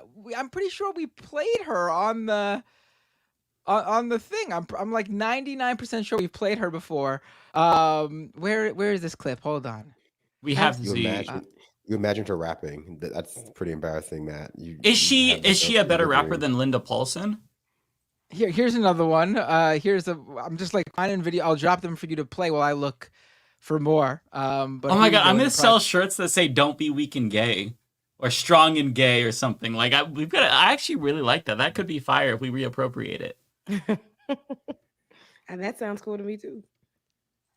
Yeah, she lost her job over that video, the "Don't Be Weak and Gay" video. She had a job with like Really? Purina, the dog food or company. Seriously, and they Was fired she her worked over for that. Purina? I forgot about that. Yeah, She was working for Purina? Yeah, so Purina can fire her for those reasons. The mayor of a place in Jersey cannot fire her brother for political donations, just to put that out there. So right. Also, I hate to be nitpicky, but shouldn't it be "Don't be weak or gay"? Because that's going to imply that it's okay to be weak or gay. You can be one, but you can't be both. If you're going to be gay, you got to be strong. Yeah, you got to be strong gay. Strong gays are okay. But you can't be weak and gay. It's 6 a.m. There's music here too. What is this? and I'm doing the 15-mile run from St. Louis City to Gulfport, Missouri, without the hundreds of creatures that. It's probably copyright. Play the next one's her. The next one's her clip of her rap. Oh, okay. Yeah, I have not seen her rap yet. All right, here we go. Oh my god, what? Oh my god, I'm ready. I am America first, not benefiting my purse. This is what I've seen. To raise my net worth. The Second Amendment is there to always protect my first. A better rapper than Lupe, and I don't even have to curse. Let's keep Why the Lupe? With an end. Wow, Lupe Fiasco taking. Politicians promise you the whole world, then they backslide. What happened to Hunter's laptop? You know I'm always strapped up. Gun rights are women's rights. But she's Feminists busy. been sold a lot. You can mess around and find out. Play stupid games, win a stupid prize. God bless the whole USA, even the ones who hate me. I'm still fighting for you today, and no super PAC paid me. I am a. All right. Wow. What was the first shot? What's was this shot? this is like just a. That looks like freeze a thing at the fucking beginning. deep fried version of me. What the fuck? Oh my god, that's crazy because it does. Why would you make me see that?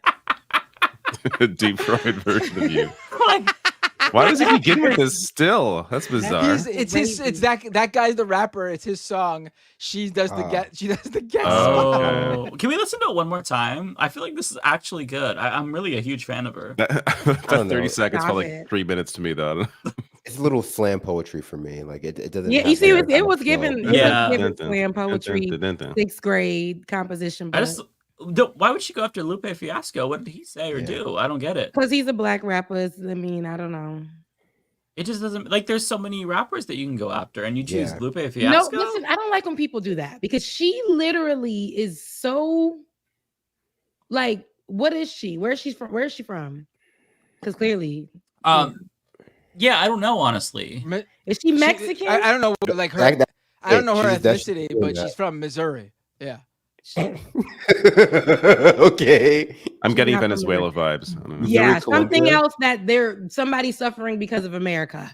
And so while she's over here trying to do 6 jobs, he's like, please, I know that it's like I hate when they do that. They come over here and they just it's giving. There you are pulling up that ladder. She's not right. She's not even serious about it's not giving that she's really serious about this. It's like, you know, no, I don't think she's serious at all. Yeah, she's getting money for it. She's getting views. She's getting but this is always gonna follow her. If she has kids, God forbid one of them are weak and gay. Yeah, I have a whole video. I dropped the whole rap video in the chat if you want to play. There's a whole ass video. Please don't. My ears are gonna bleed. We don't need to do that. I would love to see it personally, but I'll watch it on my own time.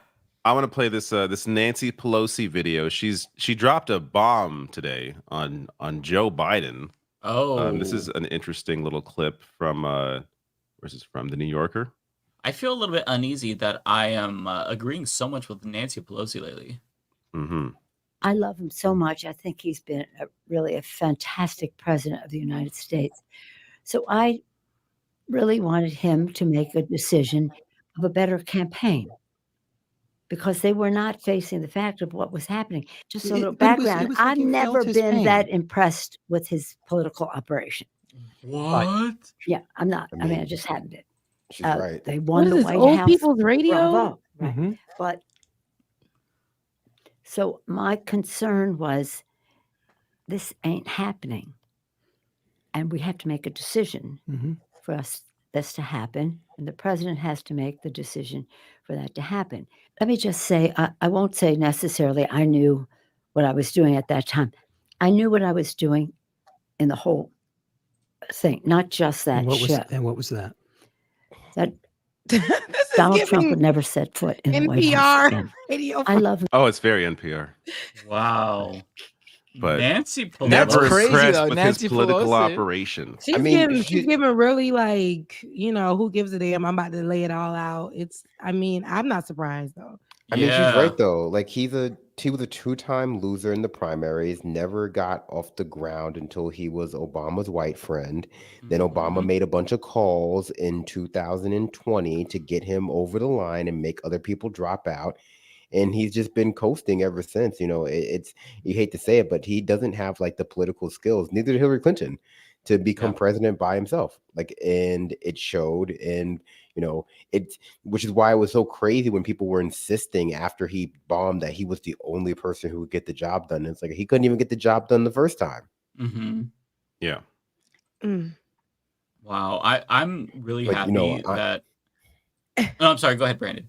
No, I was just going to say, but I think I would say Joe Biden deserves better, but he doesn't. But it certainly can't be great to just, to already be like a little bit, senile, to be in senescence, and then you got like all your homies like stabbing you in the back like this, because you be like, I thought we were friends, like literally, and then you find out like you're not. Yeah, no, this is one of those things. And she's like, I'm ready to really tell it all. I ain't really like you, I used to hang out with you. I used to be in the same circles, but you ain't really even half of what we really wanted. We just put you out there because you know what I'm saying? Like, that's what it was giving. And it's giving old. It just was giving old, and it just smells like mothballs in the room. It was him. It was the guy, the host being like, it was the host. Like, that's so sorry, y'all. I feel like every week we have to like. Yeah, look, sorry. I apologize. I'm not. Rebecca's going to get the new reputation of hating old people. Look, you've taken the award away from Mike. I won't. I would never, but it's him trying to gas it. Talk about some what really, and then what?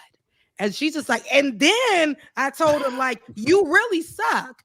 I like you as a person, but you can't even do the job. You have no balls to do like it's giving. And now Joe Biden, while he's really like, damn, I can't even get a second term. I gotta like really sit in bed with COVID. And I gotta lie about a lot of things. I ain't trying to look like no punk out here. And here she is doing old people podcasts. Both look, headphones on, just squeezing her face off. And like she's just in there, like telling it all. It's terrible. It's terrible. I mean, I think she feels betrayed, not by Joe Biden's like actions, but by whatever assertion that she got going into that debate that he was going to be all right. I think a lot of people had to cover their butts in the immediate aftermath of that debate to be like, I have no idea what was going on. I had no idea it was this bad. I've never met him before. You're like, what? Like, we've seen you together recently. And they try to dissociate themselves with that person at the debate. But it's like also he embarrassed them. Yeah, but also even people could say that about Nancy Pelosi, right? Oh, yeah. So like y'all, you don't get to sit here and say that, because I know underneath whatever clip that was, the comment section was going in on her ass too. Because I mean, people could say the same thing about her. There's a point in time you guys are just seated and just rolling through, and you're no longer able to do the job anymore. You're no longer able to, like, it ain't there. I mean, I get what she's saying. It's cool and all, but I just feel like it's real messy of her old ass. I think that's real messy. You're right. And also the truth is she couldn't win a presidential election either. It's like she's been sitting on that one San Francisco seat. She's been like camping there. Homeless people aren't allowed to have encampments, but she's been camping on San Francisco for like 30 years now. She couldn't win the presidential election. So I think it's a little salty. Like, oh, he doesn't have the juice. It's like, neither do you. Neither do most of the Democratic Party's leadership. They could not win. Well, I mean, that's she's why no not. one rushed to take over. Oh God, I'm not gonna. No way am I ever gonna get rid of the idea that I'm a big fan of Nancy Pelosi. But here I come to her defense again. To her defense, she's never run because she knows that it's not for her. Like she's not gonna win. Like Joe Biden has been constantly running, Yeah. even though the world has been telling him He can't really do this. wanted the spot, but he got the spot Yeah. though. He got it. He's been senator. He's been all of these things, but he finally got it. Even though it was like people, like you said, Brandon, he had to put in some calls. He had to be like, but I know, and I did this, and I did that, and I ain't no longer that man from like 40 years ago. But you know, like look at me, and we gave him 4 years. Now That's politics. That's politics. That's politics, and, exactly. Yeah, so he did all of that. He's like, I'm not gonna die without being president, and he got it. And he was trying to do the same thing for a second term, and we said no. We already gave you something. Go sit down, David. David, I don't remember because I'm on so many shows now. But are you the one who has on the soundboard the Biden clip of him saying, "I'm staying in the race"? No, I wish I should get that. That's a good one. That's Majority All right, go Report, I ahead. think. Yes, that is okay. Go ahead, Brandon. No, I was going to say, certainly, if there's one thing Joe Biden does have over Nancy Pelosi, is that Nancy Pelosi is vastly more corrupt than Joe Biden is.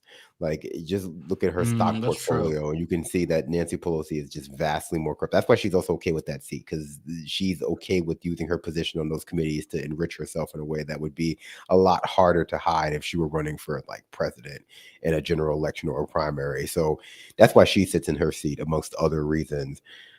Mm-hmm. Not to turn this into the Majority Report, but there is Emma posted something interesting on Twitter. It's a quote from an interview that Chris Hayes just had in the show. Let me bring this in, or at least a piece of news. So this is 8 minutes long, so let me find the clip would be impossible. But Ben Rhodes, former Obama official who was big on the Iran deal and hates Netanyahu, claims that Harris cannot come out and say there's a whole different policy while serving as Biden's VP.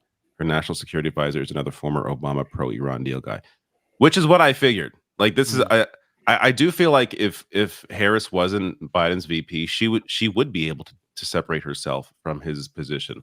But she can't because she's also the vice president. So there's a situation here where she clearly needs and I think wants to do something different.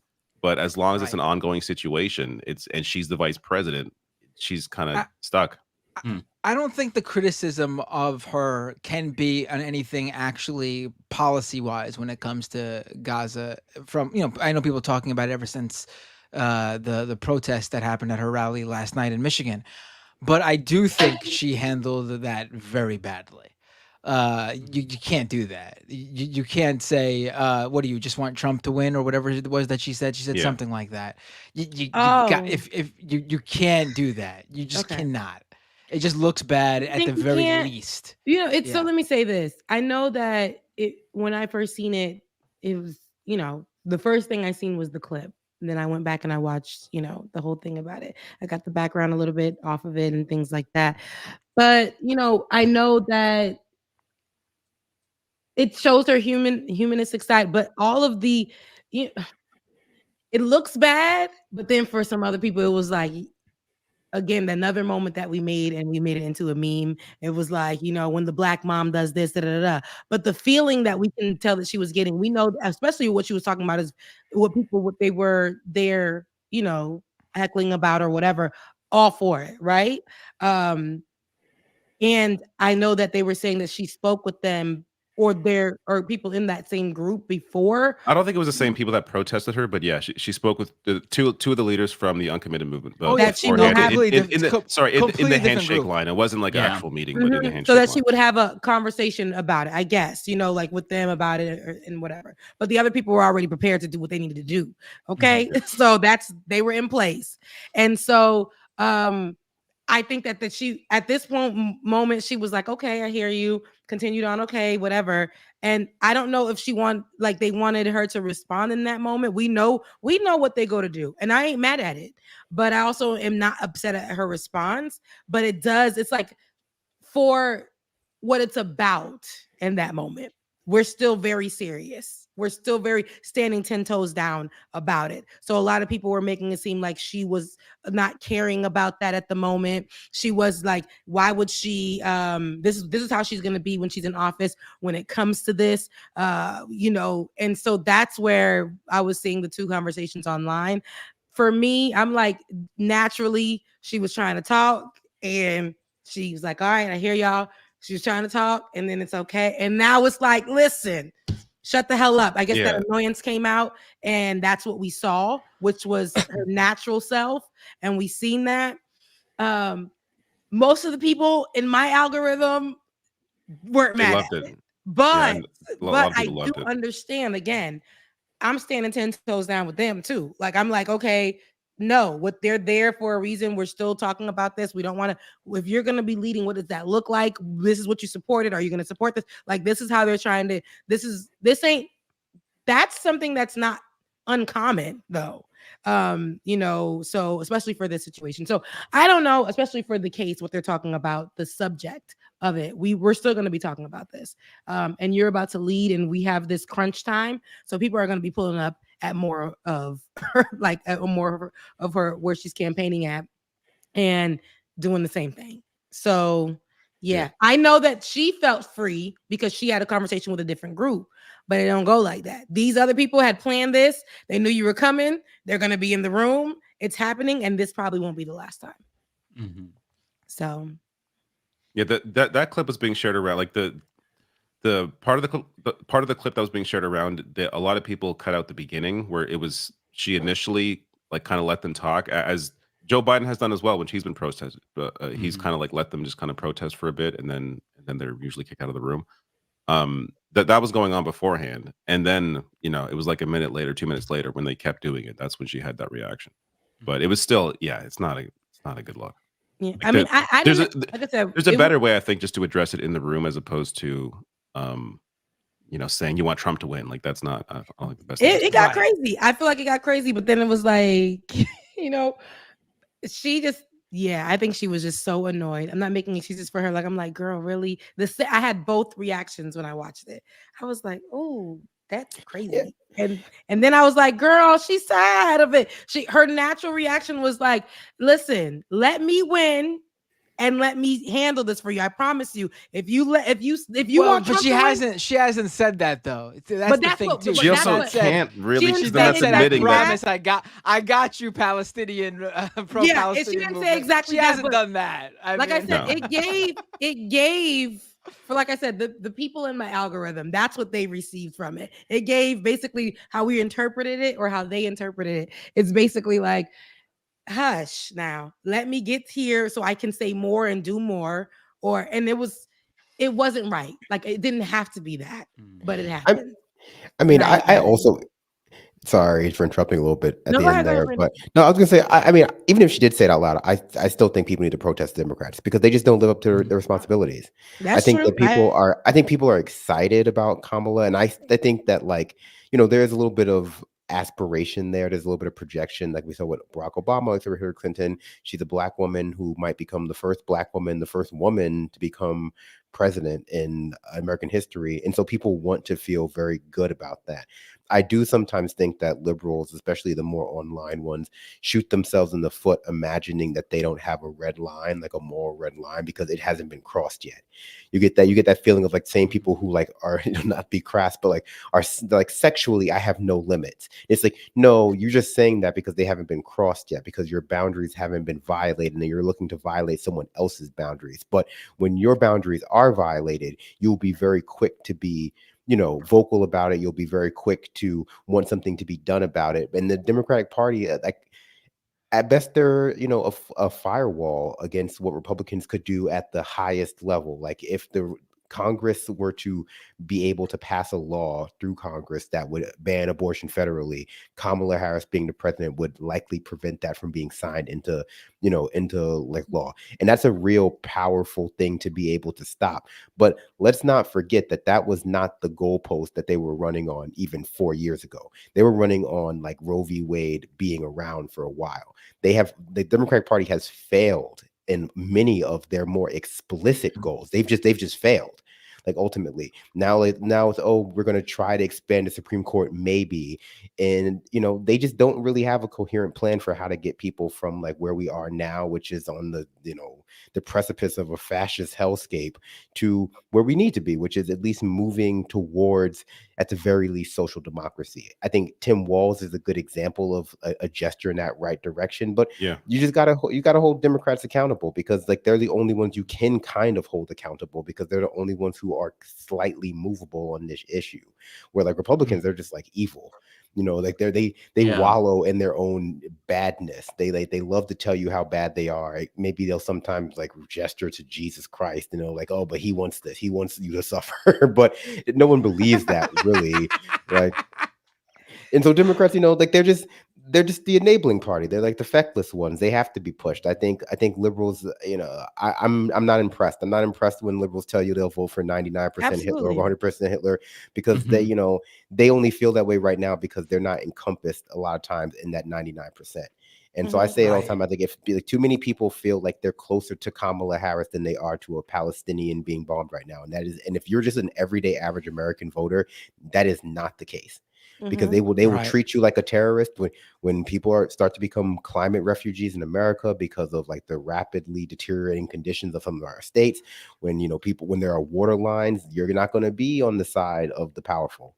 If you're waiting in line for water, you're going to be on the side of the people who are refugees. And like having established the state that can treat refugees, can treat protesters any way they want, is not going to benefit you. But be fair, we don't hear those stories. We don't hear a lot of stories from people who started off on the vote blue no matter whose side. They're going to protect our rights. They're going to keep us in that, in the good times, when they go from being stable, they go from being like, upper middle class to suddenly falling into poverty. We don't hear those stories a lot because they're hidden from us, because we hear the stories of people who are still making it at that moment. There's a lot of survivor's bias in like who we choose to platform with, and like happy times.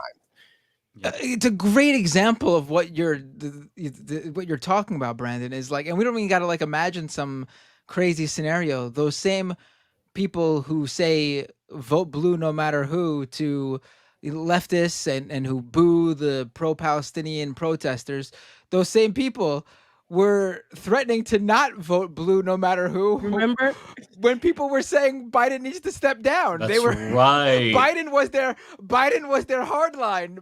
Losing like they were Biden gonna was write their in. They were line. gonna I'm sorry, do a whole those aren't real people. Those are bots. There's no real person that was like, no, if Biden's up, I'm not voting Democrat. That person There was a doesn't lot of them. exist. And then you know what's so funny? I love the points that you made, Brandon, but it's like, this is why I keep telling people right now we're focused on getting, Kamala seated, but I need people to know that's not where we're holding the line. Once her ass is seated, all the things, the criticisms, all the things that she's saying, we don't, that's the problem, because we seat people and then we don't do none of the work. We don't hold them accountable. We don't do none of it. And we cannot do that this time around.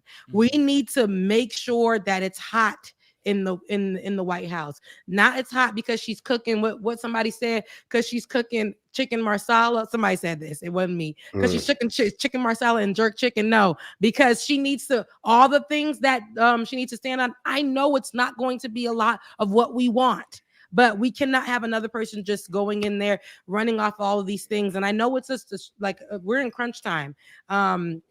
This is not even normal how the campaign is going, and right into elections with my camera going off, but right into elections. But this is not even normal. But we really, as I fade to black, but as I feel like we got to definitely remember that this is not where it stops just because that's why I say we have to look at it where I see all the beauty. I feel all the black energy. I love all of the great stuff. I love the momentum that feels like when we voted for Obama. But the reality is that's not it. It's not that for us. And we got to make sure that we just don't go off vibes. This ain't that time. Yeah. It's action. And especially we got to hold everybody who's claiming to be progressive, Democrat, blue, whatever. We can't function the way that we were before. That was very lazy. And we can't do that this time around. It's just not right. No. Yeah. No, I agree. And I think I try to have empathy for all sides. I try to be an empathetic person.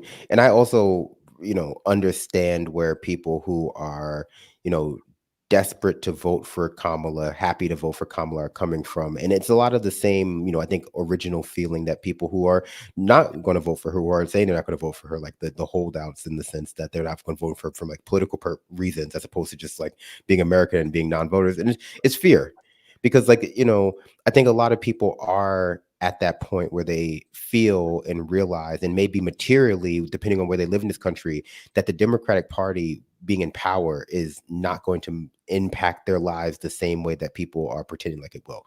Because depending on who you are, since Clinton, you're going into Bush, going into Obama, it's very possible that you've just seen your living conditions deteriorate. You've been making the same amount of money that entire time, maybe like a $1 raise, but things have gone up, not commensurate with that $1 raise. And, you hear about this pivot back and forth, but it just doesn't materially manifest in, your own life. It's just it's just the vibes of other people. And I think there are, people are afraid. People are afraid to understand that could be them one day, that the Democratic Party could leave them behind one day, that they could be in a state that's going purple, and that Kamala could be the kind of leader that Obama was, where like you hear a lot of great stuff that she's doing identity wise and like empowering people and like making people feel that they belong in the system. But, their Democratic Party's hemorrhaging seats at the state level. They're hemorrhaging seats at the, the judiciary. And so like states that were once like bastions of liberalism are now like falling into republicanism. And that means that along with the Supreme Court that's occupied Republicans, that you can get these regressive anti-abortion laws over the line the way you couldn't, 4 years ago, because Roe v. Wade is overturned. And so I understand like people are afraid. People are afraid to admit what it would mean that if the Democratic Party are just not doing their best to combat fascism, because that would mean that we're in a really bad place. And we've had the language of mass organization, mass movements ripped from our culture by a lot of different sources. But really, even the way people talk about the civil rights movement seems to imply that it was people asking kindly for people to be given the right to vote, as opposed to demanding it, with the undercurrent of violence throughout our society, giving the implication that if these demands aren't met, then violence will erupt in the streets. And people are afraid of that too. And I just feel like some people just don't understand what it's going to actually take to go from like where we are now, which is like voting every 4 years to not lose our civil rights, to actually being a sustainable pathway to like a more egalitarian society, I guess, like something like, certainly a society that is actively combating the challenges that we're facing when it comes like the climate, when it comes to just like the inequality that we see in our society. It's going to take work, but we have to start. I don't want us to try to be like, oh, we'll do it next year. I mean, in the next 4 years, we just want to know. We got to start. We got to do a little something, because we cannot continue to do this every 4 damn years. I don't see it working for us in that way. We have to hold the party accountable. People who associate themselves, our leaders who associate themselves with the party, accountable. But also, Brandon, to your point, people really looking at her as a glimmer of hope, because damn, they done took away all these laws. We thought the Democrats were supposed to save them. And we know if we get Trump into office, especially from that Project 2025 rundown and the things on there that have already happened, we know that they're going to make sure to see to it that the other things definitely come into fruition under a term with Donald Trump. So a lot of people are like, just please, get her in there. Maybe she can bring this back for us. Maybe she can save us for this. Maybe, all of that. So I do get that aspect of it as well, because there's a part of me that sees that too, feels that too. Outside of my political knowledge, I do feel like, dang, I just want something where it could benefit me, because if this was me, what was it? 2015 or whatever, I benefited from Roe versus Wade. Today, if I would have made the same decision, I'm shit out of luck. And I like that, I think about often. So, and if it's just coming down to having just some kind of hope here, then I do understand where people are standing on with that. Like, but we got work to do. Okay. And I would love for us to just, like I said, hang on to the vibes and be like, we love her because she AK. We love her because she went to an HBCU. We love her because she's Black-ish. We love her. But it's not gonna do anything for us. We really gotta love her and hold her accountable. I think that's all right too. Yeah, Well, and I do remember the Sorry, go ahead, David. Well, I was going to make a bit of a left turn here because I do have to say one of the potential issues here that she has is Tim Walz, because even though he seemed like he was fantastic and seems like a great guy, it appears he has offended the Italian community. And since we are one of the utmost authorities as the leftist mafia on the Italian community, this is from Mike Crispy. He's a Trump delegate. He's a Trump delegate. His name's Mike Crispy? Yeah, apparently. Tim Walz, let's just make sure he's a real person. He appears to be. He's on Rumble, and he's a board member of this, as we're going to get to what they are. Forget what it stands for. We'll see. Oh, America First Republicans of New Jersey. Oh, that's his group. Tim Walz is an enemy of the Italian American community. He has a long history of being in favor of erasing our culture. He strongly has supported the removal of Christopher Columbus statues. We will call it for what it is, racism. So this is, what is this stand? This is the Italian American Civil Rights League. Italian American Civil Rights. Oh, Lord. It's anti-Italian discrimination. No. Hey. Well, I was hearing earlier that Tim Walz isn't even like white. He's like, he's Italian, German no? or something. Oh, he's German? Okay. No. Yeah, he's not a true son of Yakub. He's like he's one of like the barbarian races, apparently. Apparently, and they hate him because Tim Walz did nothing to stop radical vandals from targeting the most prominent symbol of Italian American culture in a flagrant hate crime. He knew they were coming. Columbus is not and the he most did nothing to protect. He did nothing to symbol of protect the Italian statue. American culture. What the hell? And Bender, actually, you're part Italian, right? So there we go. So I'm like half I'm like half Italian. That's what I'm a bunch of things. So you know what it's like. But you're half Italian. This is unbelievable. Hey, give me a break now. What the hell is this? I mean, it's not like the Christopher Columbus statue. Give me a break. Give me a break. Is Christopher Columbus Italian? Wait, look, because I don't be knowing. Is Christopher Columbus Italian? Yeah, but it's like the ones the Italians have. Yes. Yeah, that's what. Yeah, it's ridiculous. It's a thing for Italians. I never heard an Italian be like, Christopher Columbus is the only Christopher we recognize. I never heard that. I think I have a sound drop for this. The only discrimination. Yeah, that's it. That's what I don't get. Like, there's so many things that Italian Americans can hold up proudly with their culture. We could do Bruno Sammartino, the longest reigning WWF champion of all time. No one will ever beat that record. There's so much culture. We got pizza. We got bocce ball. I mean, there's so many things we got. I didn't even mostly food. Mm-hmm. Oh, why Somebody said that Christopher Columbus was an Italian reject. Well, yeah, because he had to sail under a Spanish flag. Yeah. Yeah, he didn't even do anything under the Italian banner. He didn't even do anything in the name of Italy. He should be considered a traitor. He's like the Benedict Arnold for Italians. Why do we hold him up? Give me a break. He also didn't even finish his mission. Like, he failed. He was supposed to find a way to India for spices. Like, he didn't. Right. And he's the is he the guy who showed up and been like, "Oh, I'm here in India. These are Indians." And to the day, people still call Native Americans Indians because of this guy. He's definitely garbage. Like I'd mention this book all the time. The Lies My Teacher Told Me taught me a lot about that book by Zimmerman, not George Zimmerman, but a book called The Lies My Teacher Told Me actually helped me understand, because I'm coming from high school not knowing, I'm learning about Christopher Columbus all from kindergarten up until senior year. But then I went to the #1 HBCU in the nation, Florida A&M University. And then when I went there, they forced me to read that book. And in reading that, it talked about how he went to Haiti and a lot of the other areas of the Caribbean and exactly what he did according to the pages of his raggedy ass diary or whatever their little excursions and how they would, everything that he said and so all the things that we're reading in our history books about him and how he explored and found places he didn't. And it just breaks that down and about the cruelty that he did to these people, how they killed them, how some people from Haiti at the time, the native people there, and he went there. They were so giving to him, so they were like, you know what? Let's give him some of the best things that we have to offer from this island country. And they took it. Then the next day they wanted to do it again. And at that time, that's when him and his folks done killed, put them people in chains and all that on the land. And so he's garbage. So I didn't even know. I'm like, Italians never mention him.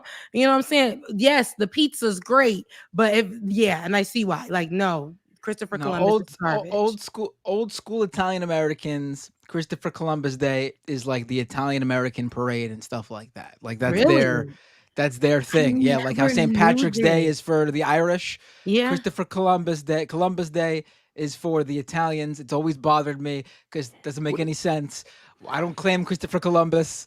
We should not claim Christopher Columbus. It's so lame.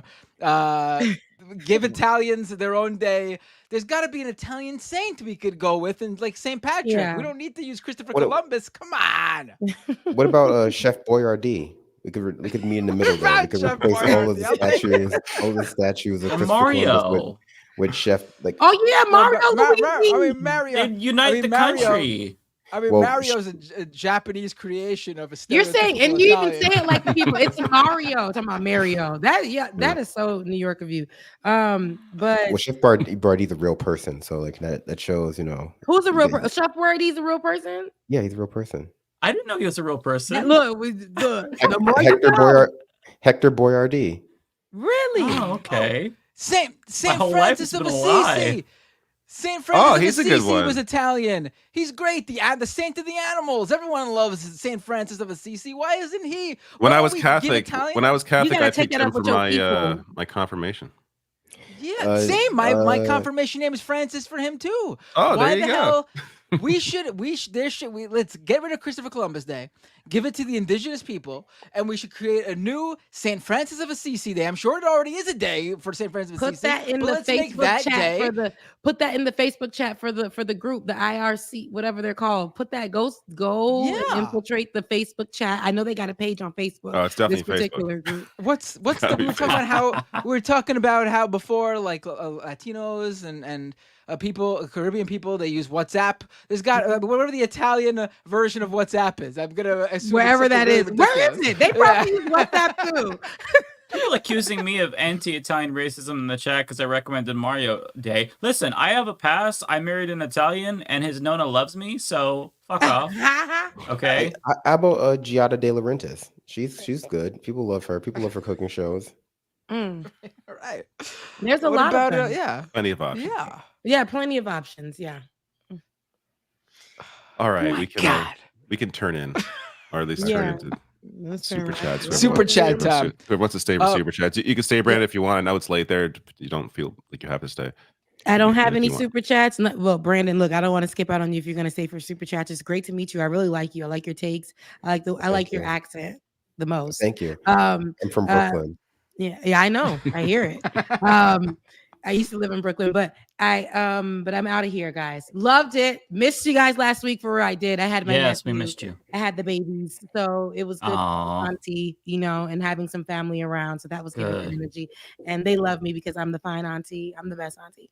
But yeah, I'm out. But I did get 2 Cash Apps, so I'll shout them out. It's somebody's birthday, and I don't want to say their government because I have a problem with doing that. I'm like, dang, what if they want their government out? So Waiting to Fade.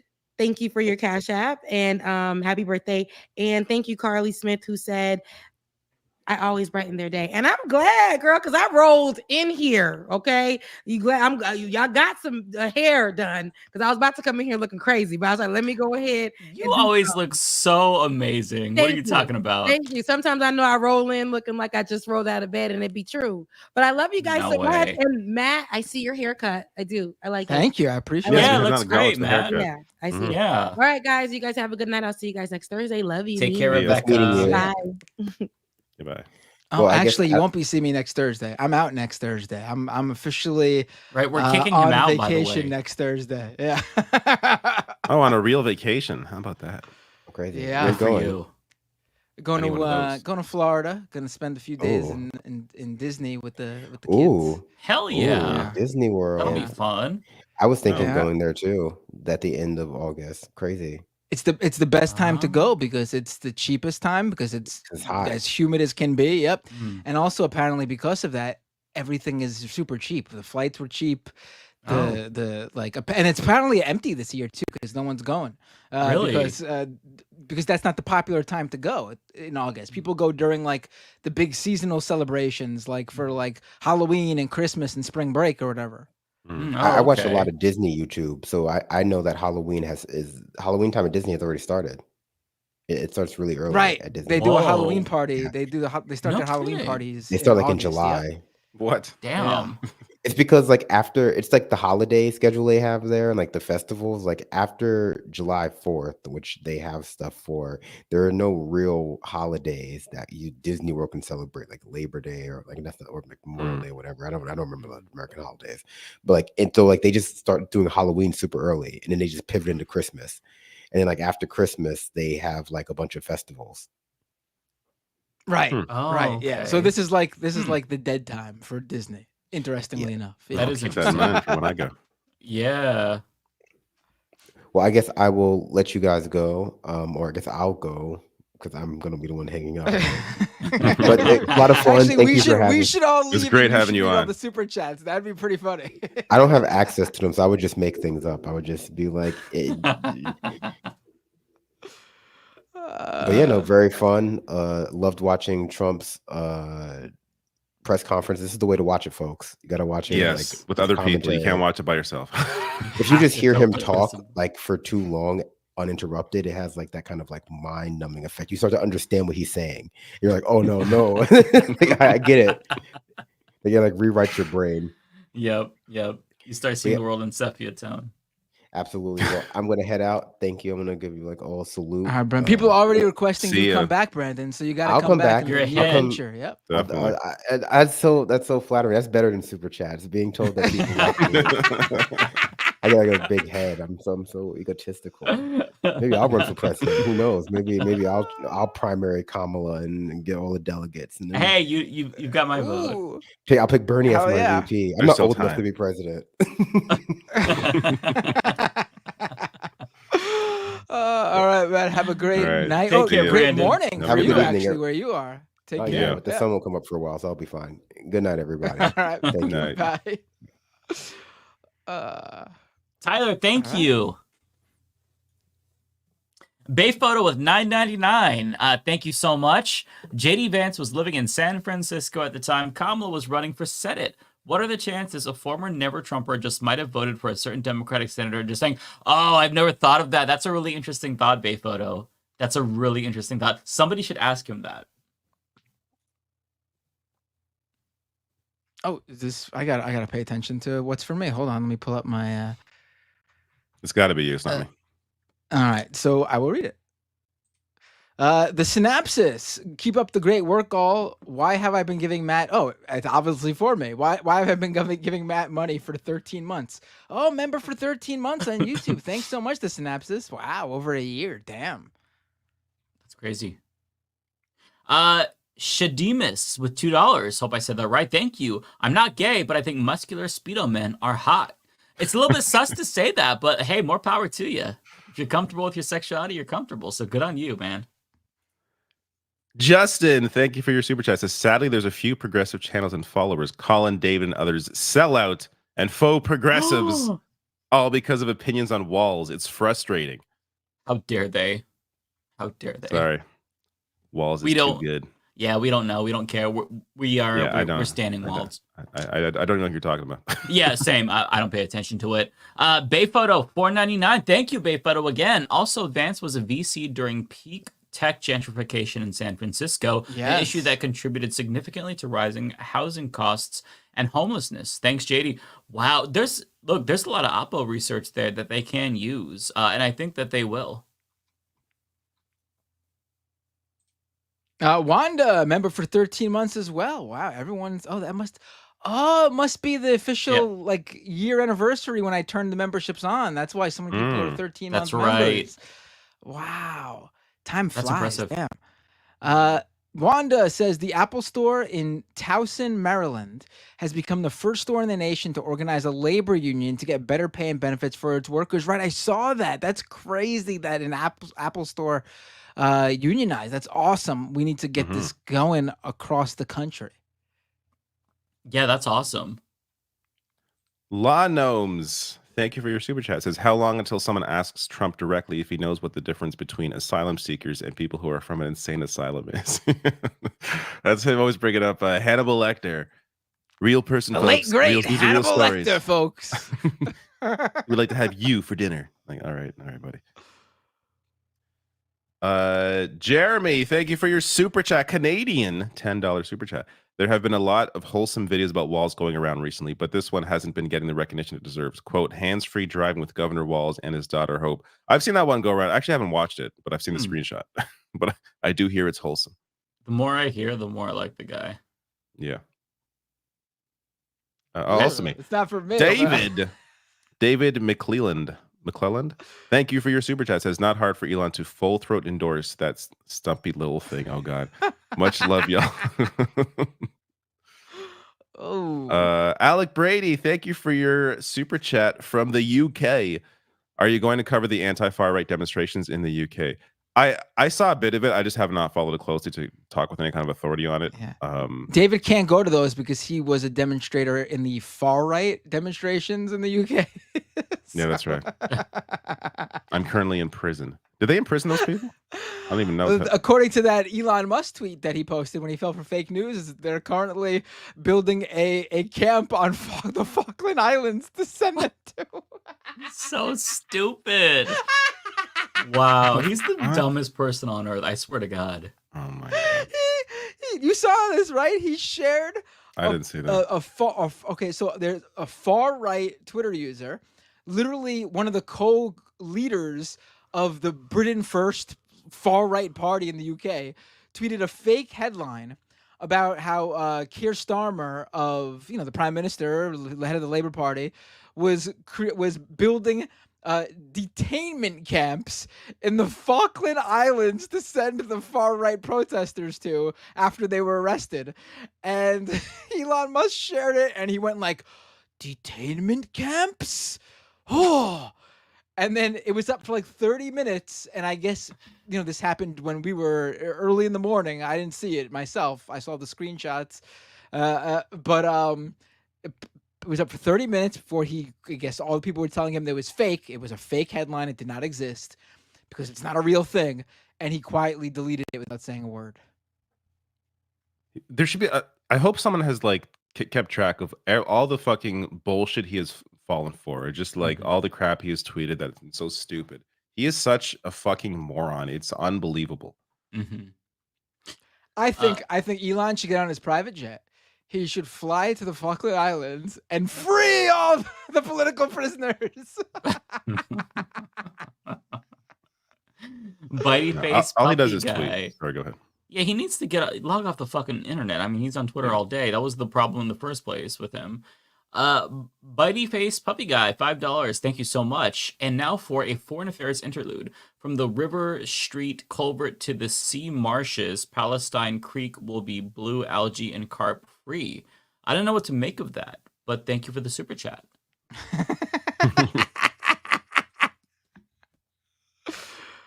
TKing with a super chat. Imagine Walz the dad wrestling personality. I mentioned before, Jesse the Body Ventura endorsed him. I mean, you got Jesse the Body. That'd be a great DNC speech. That'd be a great speech. He's a great speaker. They need to get him. Yeah. Oh, I'm looking forward to it. Yep. Alexander L, thank you for your very generous $19.99. Why not the last cent? What's wrong with that? Just $20. But thank you, Alexander. A few weeks ago, I was panicking and saying Kamala can't win, and I sent super chats, and you guys put me in my place. But the moment Kamala was announced as the nominee, a weight lifted off my shoulders. See, and look at all the goddamn fundraising she's done. Clearly, she's doing great. And thank you for giving us our flowers. I've been impressed by how well she's campaigned, because she was not this kind of person in 2020. She was not a good campaigner. She had one good debate, but that was it. and she's having a lot of fun with it. Her team seems to know what they're doing compared to Biden's team. I'm sure there's some overlap, but I think that she has better political instincts than Joe Biden for sure. Oh yeah, for sure. And she has energy. Like that makes a whole hell of a difference. Just being alive. Yeah, that's part of it as wonders. well. Is just people were used to Biden, so seeing Kamala is just like a shot in the arm. It's like it does, right. It almost doesn't matter. It's just the fact that it's somebody who's younger and can speak. Exactly. It is sort of funny to me though that her campaign headquarters is stuck in Delaware because they don't have time to move the Biden operation. Like she has no ties to Delaware. Why is Kamala Harris's headquarters in Delaware? But yeah, other than that, yeah, good. She's been doing good. Chris Corkerman, $5. Thank you so much. Walls said for Vance to get off the couch and show up, but he should have said get off the couch and come. Oh, that would have been so much better. That's too much. That'd be a step too far. I think that joke was perfect because if you don't get the couch meme, you don't know what it is, that it still works. It's just he's just lazy. But if you get the couch thing, then you get it. Like it was a perfect line. Mike just wants him to be like Mike wants Tim Walz up there being like, "Hey, did y'all see JD Vance ejaculate all over the couch?" Yeah, Mike wants like the literal translation of what is happening. See, I need him to say "come" so that way I can add him to the compilation that I have. If you've heard my outro, I have a compilation of Kamala Harris saying "Do not come" and Trump saying "I'm gonna come," and then I blend it together. It's a beautiful melody. I would like to expand that to Vance and Walz. So. That video is really great of Kamala saying, "Do not come," and then it cuts to Trump going, "I'm gonna come." Yeah.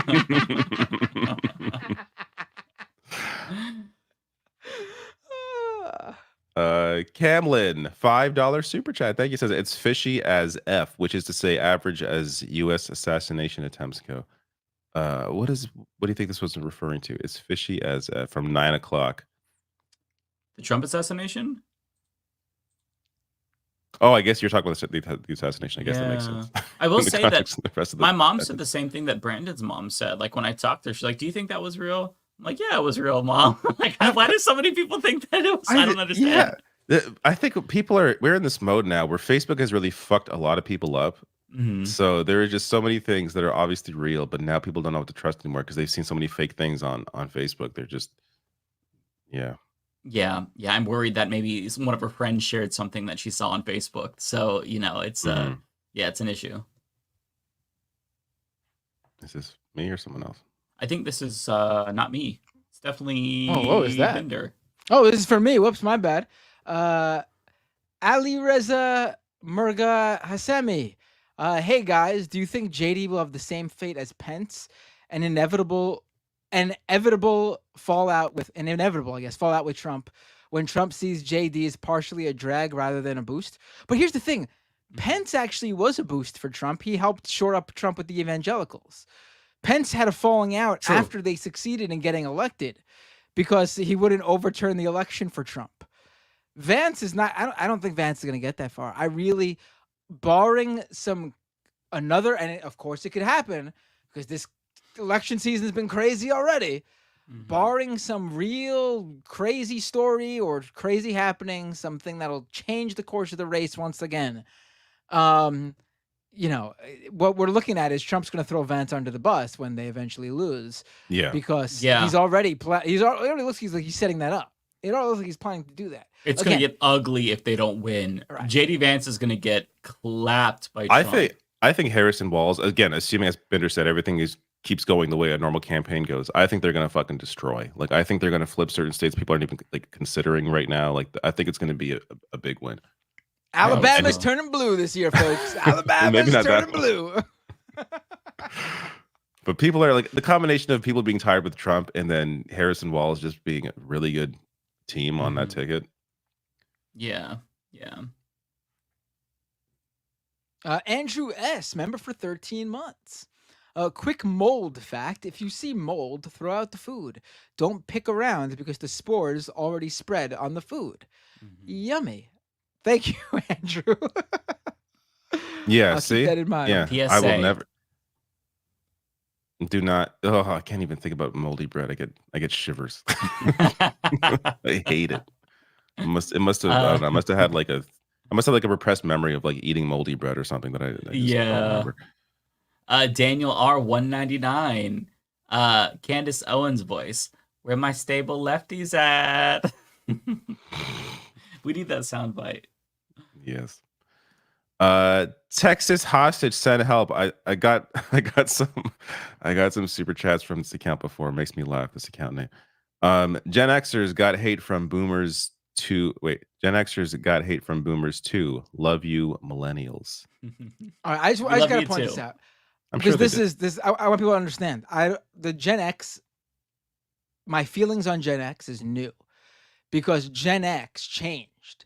I don't think any generation was more affected by the changes in our lives due to COVID during the heights of the pandemic than Gen X. A large contingent of Gen X lost their minds. They were the ones who had the kids in school, who were home, and they were pissed that the kids were home, and they went crazy. They were the ones protesting outside to open the schools, and they wanted to get their haircuts. They weren't the only ones. There surely were millennials and boomers and even older people than boomers, the silent generation, or how many of them are left.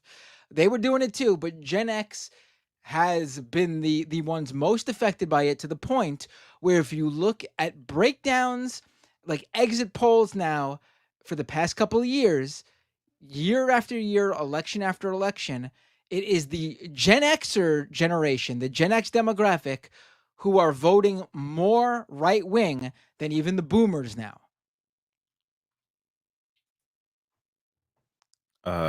More Gen X talk. Nikki O'Brien, thank you for your chat. I'm early Gen X, overlap with the children are to be seen and not heard era. The original latchkey kids. We know how to fix stuff.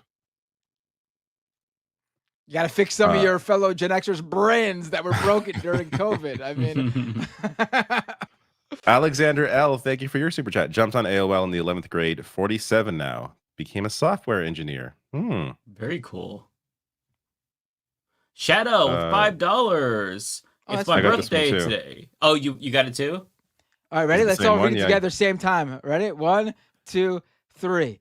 It's my birthday today. Here's a birthday gift from me. Well, happy birthday. There you go. Happy birthday. Hope you have a wonderful birthday. August birthdays are awesome. They're the best. Everyone who's born in August is automatically fantastic. Oh, yeah, we got 3 in a row. My birthday's in, what is it now? August 20. My birthday's August 23rd. Was that 2 weeks away? Yeah. Oh, happy early birthday. Thank you. I'm probably going to miss you guys 2 weeks in a row, actually. I'm definitely out next Thursday. I am gonna try to jump on in time for the super chats on the following Thursday, the 22nd, so I could spend a little time while I'm out with my family. But I'm gonna spend a little time with you guys for my birthdays. By the time it'll be just an hour before my birthday. So I'm aiming for it. Okay. Nice. I'll be out probably the first or second week of September. I always take the week off for our anniversary. So we'll be having some absences in the coming weeks, but it's cool. I'm sure I'll be sick again in the next 2 months, so I'll be gone now. David's scheduled sickness, quarterly sickness. Exactly. If not bi-monthly. It usually lines up perfectly with the NHL season, so look up whenever that starts. No, that's the playoffs. I'll just say I'm gone for the playoffs. I'm not gonna lie. Yeah. Look, some things are more important than podcasting. Happiness. Mighty Face Puppy Guy with $5. We need a Kamala Walls miracle in Canada to put a damper on Pierre Poilievre's momentum. That would be great. That'd be great, because I don't like what I'm seeing. Because Canada is always like, that's the plan B for a lot of us Americans. If Trump wins or shit goes south, we're going north. So now it's reverse. Now it's reversing. Now America's my plan B. Yeah. Well, hey, Getting out of here. Listen, you all can come crash on the couch. We've got you. I will say, since Walls popularized the weird thing, the Canadian Liberal Party is now trying to do that to Pierre Poilievre, and it's actually kind of working because he is fucking weird. Shit. They are weird. So that's funny. I'm not sure if it's going to prevent a conservative government, but it may prevent a majority if they continue on this path and keep That'd be great. What are they going with? Are they going with these guys are weird, eh? No. So one of the first things I saw was Okay, that's a joke that works literally for just like Americans. Okay, all right. I didn't even know you're really telling a joke. I'm just like, cry it's like laughing background right noise. now. That's amazing. Fitter's killing himself. with Because this. it just occurred to me that the guy who started it here is Minnesotan, so actually he probably says the same thing. These guys are weird, eh? That's probably why, partly why it works. It's just like, Walls is basically already Canadian. Actually, he's from Nebraska, so not quite. But I'm trying to see if I could find the tweet, because the first, they aren't using weird list, not that I've seen yet, but they're kind of making him seem that way. It's too far back. But it was Pierre Poilievre tweeted something about, I don't know, like basically trying to compare Trudeau to Marx. It was really stupid, like some stupid graphic. And then Trudeau quote tweeted it saying, "You need to touch some grass." And it was actually That's a good. good line. I very rarely see Trudeau, land something in a political way, and it was actually pretty good. Oh my God, I've tweeted way more than I thought I did. So I was trying I've been to find tweeting a lot lately, and I need to stop. Yo, same. If they I keep went doing from it, it may work. like in all like May and June, I was barely on there, and then Biden dropped out, and I got like reinvigorated. Like it Same. felt, yeah. There it is. This is a great response. How did this? Look at this stupid ass tweet. How to do communism? It's just so fucking stupid. It's just stupid right wing shit. It doesn't even Way make too sense many 'cause steps for a meme. Way too many. The Trudeau's idea been prime minister for how that long? Trudeau is anywhere near a communist is so fucking stupid. Anyways, but Yeah, I think this guy why just hasn't he done digressed. communism a yet then? Great line. Yeah, exactly. Like, why am I able to vote? Like, trying to make this seem like some kind of dictatorship, like communist dictatorships. Like, get the fuck out of here. So idiotic. Ah. God. Canada, don't vote for Anyways, him, moving please. on. I get you hate Trudeau. I hate him too, but Jesus Christ, just I don't. don't think my viewers better not be, but Yeah. unfortunately, the rest of Canada, I don't know. For me, Celeste, good to see you, Celeste. Celeste always trolls me, which is, I don't know, I find funny. But is this a troll? Let's see. Please tell Alay to unblock me from Twitter, guys. You're probably trolling her too. All I asked her was why Lizzo art was still up on her wall because I thought she was canceled. You got to stop trolling people. People are taking you seriously. Yeah, some people don't take trolling as well. No. Tumbosin with a super chat. I am not black. I am OJ. Okay. I have no idea, Tumbosin.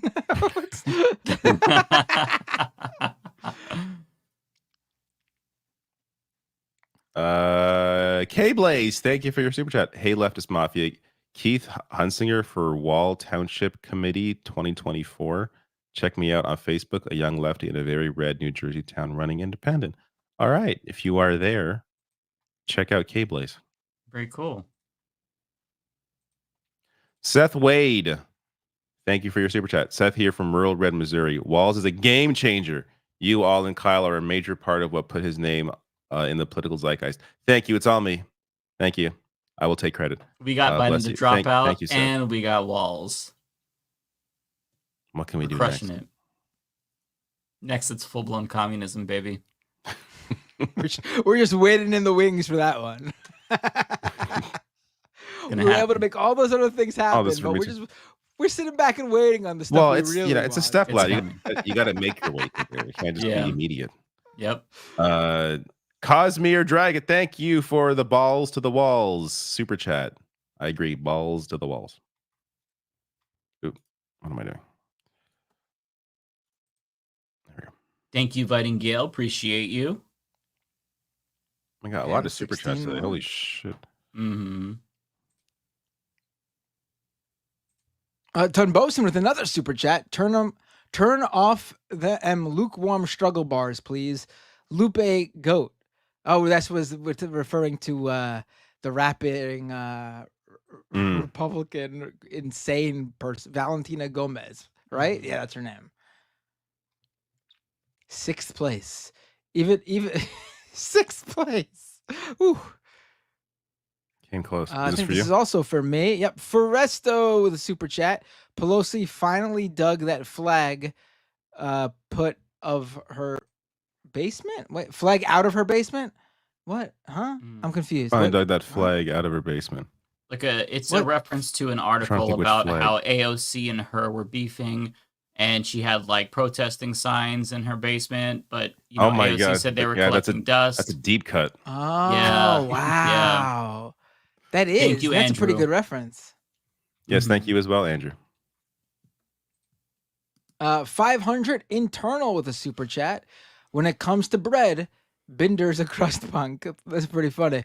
But also, I want to point out, I saw that super chat come in, and while it's very funny, this super chat came in about an hour after the bread talk, which means you were really taking a while to come up with that one. Some people just come in late and they'll watch from the beginning. That's true too. Right. So maybe they come up with it fast. Who knows? Parker, thank you for the $5. Shout out to Cori Bush for being one of the best members of Congress these past 3.5 years. Unfortunately, she came up short in the primary on Tuesday. Yeah, absolutely. Shout out to her. I think that she's going to stick around. Maybe she'll run for Congress again. Either way, she's going to organize. Like, if you listen to her speech, she was fired up, and she's like, APAC, I'm coming to tear down your kingdom. Expect big things from her, because before she was a member of Congress, she was a Black Lives Matter organizer in Ferguson. Right. So she is going to stick around. That I am sure of. Here's the thing. Like, I think, Cori Bush and Jamal Bowman are great. But I do think out of all the squad members, they were the two who struggled the most in that transition from activist to politician. Like, you see AOC and you see even Ilhan Omar, you see Presley. She gets up by in, just like her like well, her district just she's in a loves her, like- perfect district for her. Yeah. They are, they're also, while maintaining their ideals and ideology, they're also playing the necessary game of politics that comes about when you're a congressperson. I feel like, from what I've heard, Cori Bush and Jamal Bowman weren't so great at that part of it. That doesn't mean they weren't great votes and have great ideas. They just, some people are better at being activists. Being a politician's a job. Some people aren't as, well, I do think Bowman has a shot at there's a district there for him. I'm not that familiar with St. Louis with Cori Bush. I don't know if there's a avenue for her to come back in, but I do think she should continue with the work that she's best at, at the very least.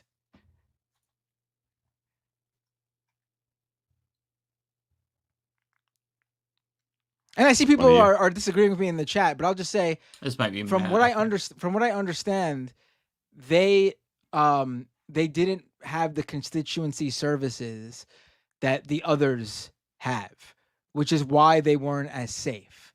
There were people in the district for both of those people who were not anti them, who reported that their constituency services just weren't at the same level as the others. There were issues where they weren't being as responsive to, calls and stuff like that. I'm not knocking them. I'm just explaining why they were vulnerable. There's a reason why APAC specifically chose those races. Like, they felt like they were winnable if they spent enough money, and they were right, clearly. There's a reason they went after those two and not the others. Wasn't that APAC's unstoppable? Is that APAC strategized and saw who was weak and took advantage of it and made sure they lost with all their money. Like they could have poured those same millions and millions of dollars into AOC district and they would have lost. Yeah. Yeah, this is for you, Bender. Oh, Ryan Lennon fan. Member for 13 months. Why do people think Kamala might improve on Palestine when she hasn't said or done anything other than say, I hear you, but support the same stuff as Biden? I mean, Biden wasn't even saying, I hear you. But also, he was saying, fuck you, basically. Right. But also, though, the one or two of the people from the Biden administration who resigned from the administration over the Gaza policy, I forget if it was one of them or even two of them, but one of them definitely came out and said that they, from their experience working in the administration, have hope about Gaza now that Kamala is the one running. Because from their understanding, in the administration, Kamala was not 100% on board with the administration's policy on Gaza. Now, that doesn't mean I'm expecting you should not 100% not expect Kamala to be like, no more support for Israel whatsoever. But we just need someone to firmly support a ceasefire and to say that what's happening in Gaza needs to stop immediately and provide action that forces Israel to stop. And from people who have a better understanding of this than any of us can have, they're saying that Kamala is more likely to be that person than we had any chance of someone currently being that person. We just need a leak from the administration. Like, they've got to plant this story, Kamala's people, that Kamala is reportedly growing frustrated with the Biden's weakness on this issue. I think like that. I think there was a story about that. Like, this is like months ago. Before you're right, idea huh? of her. Yeah, that was also part of the reason why people think that she's better. Is that she just is hamstrung by the fact that she's not the president. She's trying to give us some crumbs, and that might be copium. But honestly, you can't get much worse than Biden. You also can't get much worse. That's Democrat. exactly. You really can't. Zia Spots, wow, thank you for the $20. Really appreciate that. Tired of gatekeeping by other pro-Palestine people about choice to vote for Harris Walls. Apparently, I'm showing cognitive dissonance for voting for the only viable candidates who don't want Palestine wiped off the map. Thoughts? Listen, I think that this whole conversation about voting third party, strategic voting, tune it out. People are going to vote third party if they want to. People are going to strategic vote if they want to. You should not feel bad or vote ashamed because of your choice. I think that this conversation is useless, and we have it every 4 years, but it doesn't change anyone's mind. It just divides people. So if you're going to vote for them, don't feel bad about it. I'm planning on voting for them. I live in a blue state. I don't have to vote strategically, but I'm choosing to vote specifically because I think that Tim Walz is a good indication of where the party's heading, and I want them to know that I want to reward a progressive direction. Maybe that's copium too, but at the end of the day, we live in a very fucked up system, and we make the best with what we've got. There's two viable options. It'll be Kamala or Trump. And so I don't think that you should let anyone shame you. Having said that, though, don't voter shame people who vote third party as well. I think that as leftists, we need to give each other more grace and stop having the same insufferable conversation every 4 years, because nobody's going to be convinced. We have our positions dug in here, and we've just got to get off each other's backs, honestly. And keep in mind, a lot of people are having this conversation for clicks. Like, they're doing it. It's for attention and for ad revenue. As opposed it's to also performative to an extent where it's like, I'm the most pure lefty. It's so childish. Like, nobody's perfect. Exhausting. Nobody's pure. Yeah, I'm so sick of it. I'm choosing to not even engage with it because it's just it's not a productive conversation to have. Normal people aren't thinking about this. Like, normal people are considering, do I even get off my ass to vote? Period. Like, this is not a calculation that they're making. Yeah. So it's a similar. Yeah, sorry. No, go ahead, Mike. I didn't mean to shut No. No, go ahead. No, I was gonna say we had a similar conversation on the Majority Report earlier, and I pointed out how you undoubtedly 100% have more people in your life who are planning, who don't even have plans for election day. You're just not going to vote just because they don't. They're just not politically engaged. That you can make more inroads with and convince them to go out and vote that you could be spending your time on than whatever lefty you have in your life who's decided they can't vote for a Democrat because of whatever reason. It's you have to understand where they're coming from and just move on and do the work where it'll actually make a difference if that's important to you. Just there's someone in your life who's currently saying, yeah, I'm just not going to vote, that you could talk to and you could be and you could explain, and they'll be like, but I haven't really been paying attention, and then you tell them a few things and you know what, maybe I will vote. That 100% more proactive than getting into an argument with some lefty online. Yeah. And listen, there's always going to be third party voters every single election. And you're not going to change their minds. The good thing is that they're voting, and oftentimes they vote down ticket Democrats, which is a benefit of the Democratic Party, just collectively speaking. Just don't waste your breath arguing. Again, it's a dead end conversation. Don't voter shame, and don't let people voter shame you. It doesn't matter. You're not a sellout. shit lib if you strategically vote because you live in Pennsylvania. That makes you somebody who just wants to make sure Trump doesn't get back in the White House. That's reasonable, right? It's not like no election comes down to one issue. There's a lot of issues at stake. There's trans rights is at stake. If you have a trans family member, you shouldn't say, how dare you vote for, Kamala Harris when they have a trans family member that their life could be fucked up if Trump gets in. So, I mean, you have to give people grace. So that's just what I ask. Like, be nice to each other if you're lefties. Stop, trying to virtue signal and have a pissing contest. Let's all shut the fuck up and just, do what we're going to do, because we're going to do it anyway, right? Yeah. I will say, though, speaking of Pennsylvania elections, that I will voter shame you and call you a shit lib if in a couple of years you're going out there to get out the vote for John Fetterman. So it depends. Depends what the election is. Yes. That's fair. I think that's fair. Who's this for? From me. Oh, yeah, it is. Funky Flesh with a $10 super chat. Thank you so much. Everyone donate to and volunteer for Ilhan Omar's campaign and vote for Ilhan Omar on Tuesday, August 13th if you live in her district. Oh, she has her oh, interesting. I didn't realize it was next week. Is she in danger? I don't think she's in danger, right? No. I don't think so. Not as bad. It's going to be close. She was very close last time with her same opponent, Don Samuels, but there's not as much money, to my understanding, being poured in the race, so it's going to be close. Still support her if you can. If we lost Ilhan Omar, that one would hurt. That would be devastating. That would be devastating, yes. We're keeping Rashida. She won her primary, so that's good. Didn't expect her to lose, but same it's with nice AOC. to have Rashida. Yeah, same with AOC. Yeah. Summer Lee as well. And Summer Lee faced the APAC. Yeah, she faced a right. Yeah. Yep. See, that's what I mean. Summer Lee did the work, played the game. I'm not saying the others didn't, but she's a better politician, honestly. I think this can be for Matt. Narrator with a $10 super chat. When libs wish cast Harris's position on Palestine, they are tempering dissent in support of Palestine in a cynical ploy to drum up enthusiasm for imperialists.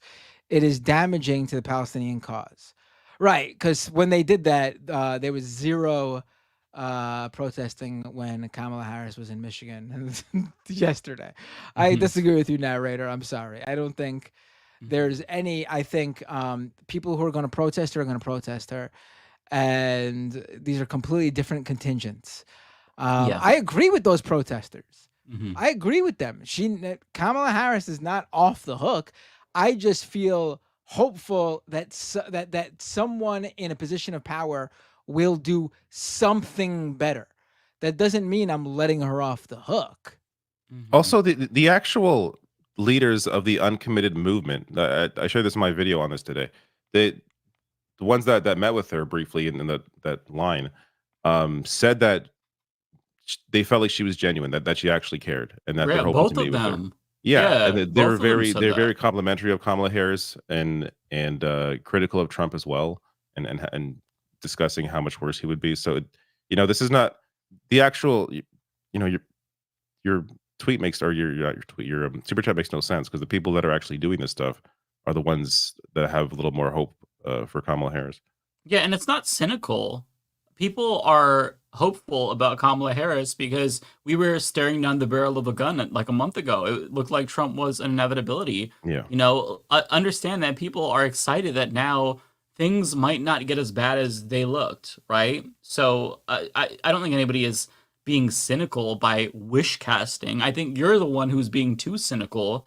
And I some don't people agree just want that to live in like sorrow and misery all the fucking time. Yeah, if that's what you want to do, cool. But the rest of us don't want to fucking live there, and we want to acknowledge that good things can happen. It doesn't mean they're going to. It doesn't mean quit. Like some people are like narrator clearly feels maybe fired up when he feels negative. I don't get that way. I feel fired up, and I want to do more when I feel hopeful. So like all of us are triggered in different ways. If that's what if negativity triggers you and works for you, that's good. That works for you. It doesn't work for me. It doesn't work for a lot of people. Yeah, if I get depressed and disillusioned, I'm the same as David, where I want to retreat. I want to crawl into a hole. Yeah. So you have to understand that, like, look, our system is fucked up. And we're all lefties, socialists. We're not going to get the change we want by voting just individually. It's not a panacea, but we're making the best with the tools that we have at our disposal. So I think that you have to be, or try to be, less cynical and understand that, like, voting is just one of many things you do as a political person. Voting is just, you vote, and then the real work begins after that. The organizing, the protesting, trying to hold them accountable. There's a great thread I'd recommend everybody read by Climate Defiance on Twitter, where they talk about how when Tim Walz was elected governor, he was putting in Line 3, which would have emitted like 50 coal plants worth of CO2. He got protested, disrupted. They got him to run out of his own fundraising event. He was humiliated, but then guess what happened? He changed his mind. The protests got through to him, and then he became known as like one of the best governors in the country for climate change. So the work starts after you get them elected. I think you should extract concessions beforehand. Of course, do what you can, but I mean, don't shit on people who are just trying to make the world a slightly better place. A slightly better place.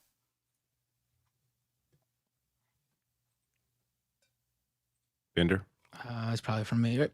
Tunbosin with a $10 super chat. Viewers are discussing potential negative outcomes for J.D. Vance's political career, including Trump replacing him as VP nominee.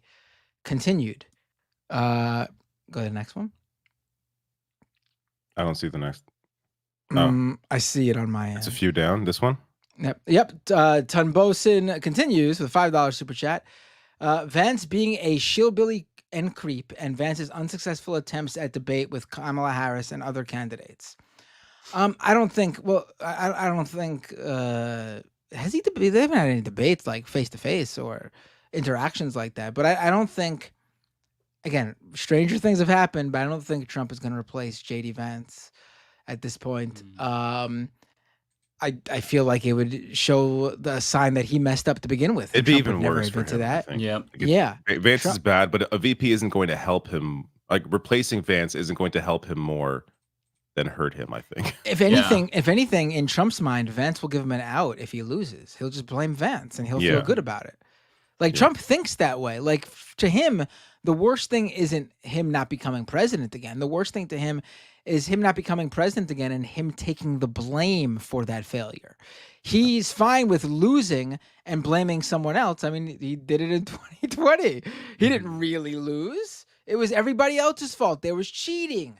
Yep. He'll do the same thing again. And he'll be able to even use Vance to throw under the bus like he did to Pence. Yep. And I'm going to delight in seeing that if it happens. Annie Fitzgerald with $5. Thank you, Annie. I made it through my primary. Wow, congratulations. I love to talk about the progressive alternative coalition I'm building in Washington State on Leftist Mafia sometimes. Yeah, that sounds amazing, for sure. Reach out to us via email. Thank you, Sean. Do that one. Colt Dog, member for 12 months. I'm expecting Trump to do terrible during their debate. What are the chances he drops out before the election? Much love to y'all. He's not going to drop out. Oh, yeah. 0%. Again, he'd rather go through with it, lose, and then say he really won, but everyone else conspired against him. He's the true winner, but he was facing a vice president who sucked ass. He was facing the cheating Democrats. He'll blame the Republicans in the states that won't turn over the election for him. He'll do the same thing he did, and he'll save face in front of his people. Like, he never lost in 2020 to his fans. He's not a loser to them. He actually won. He won so good that they had to conspire against him to make it look like he lost, and they'll just play that same card all over again. A.85 Ramos with a super chat. $5 super chat. The thing about her not being able to say anything is, I feel, not true. The minimum she could say is the same ceasefire policy Biden pretends to have. Oh, she has said that. Yeah. Yeah, she has said that. Tunbosin again with a super chat. Viewers are expressing mixed views about the Cybertruck and the recent scandal surrounding Emma Viglin's gambling problem. What? Are you running this through like a fake AI thing to make it sound like a AI? Oh, are these? Hold on. Is this the YouTube AI summary? chat? Oh. Have you guys seen this, right? I think that's what he's sending us. I heard of it, but I haven't. That's hilarious. I've seen it. What? So now if you I haven't go, seen this. okay, if you join a live stream that's already in progress, YouTube has a new feature where at the top of the live chat, it shows a little pop-up box with an AI summary to catch you up about what the live chat commenters are currently saying. And so they'll just like this sounds exactly like what they say. That's so ridiculous. Wow. This is hilarious, Tunbosid. If you see a funny AI summary of any of our streams, whether it be Leftist Mafia or our personal streams, please screenshot it or copy it like Tunbosin is and send that shit to us because some of them are really hilarious. God. Who's got this? Is this for me? YT commenter with a super chat was waiting for Natural Born Killers or Enter Sandman to interrupt JD Vance's speech in Philly. If you know, you know. Oh hell yeah, yeah! I'm wearing the shirt right now. EC Dub. A85 Ramos, thank you for your super chat. It's such BS how they try to paint his military service, especially JD Vance, who did almost nothing in his service as a newspaper boy. Yeah. Yeah, it's the same. They're gonna go through the thing, the racism for Kamala Harris, and then for Walls, his military service. It's not gonna resonate. Nobody gives a fuck about that. No, it doesn't. This is the same. Apparently, they tried attacking him on that as like last time as well. The Republicans have nothing, right? Like they have no actual agenda, so they have to make shit up about people's history. They thought it was going to be them. Shapiro, so now they're caught flat-footed again with somebody they didn't expect. They had the signs printed out at a JD Vance rally on the day she was going to announce, and those were Shapiro signs. And now they're like, "Fuck! What do we say now?" Wait, hon, this isn't a super chat. Well, let me just mention that their attack on Tim Walz won't hit because it's literally the 24-year veteran didn't serve his time. Yeah, it's so stupid. Right.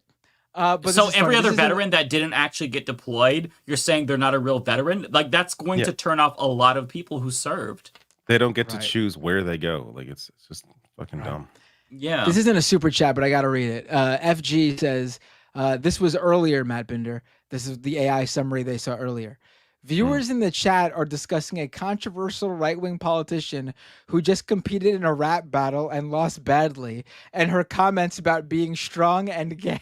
Oh, that's amazing. Holy shit. The AI summary messed it up. It's weak and gay. It's not strong and gay. Wow. And she was doing a rap battle, although it'd be very funny if she did. Here's another one. Tunbosin with a $10 super chat.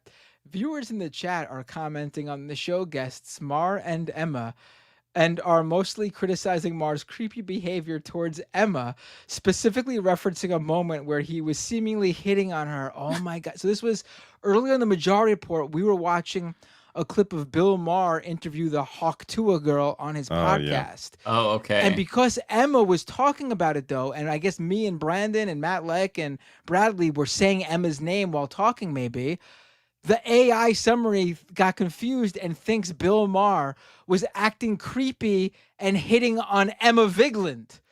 That is really funny.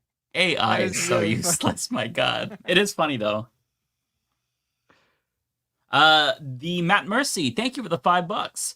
Biden has to go, but it still bugs me that the Dem candidate never won a single primary and won't be challenged in 2028. Walt's AOC 2032, I guess.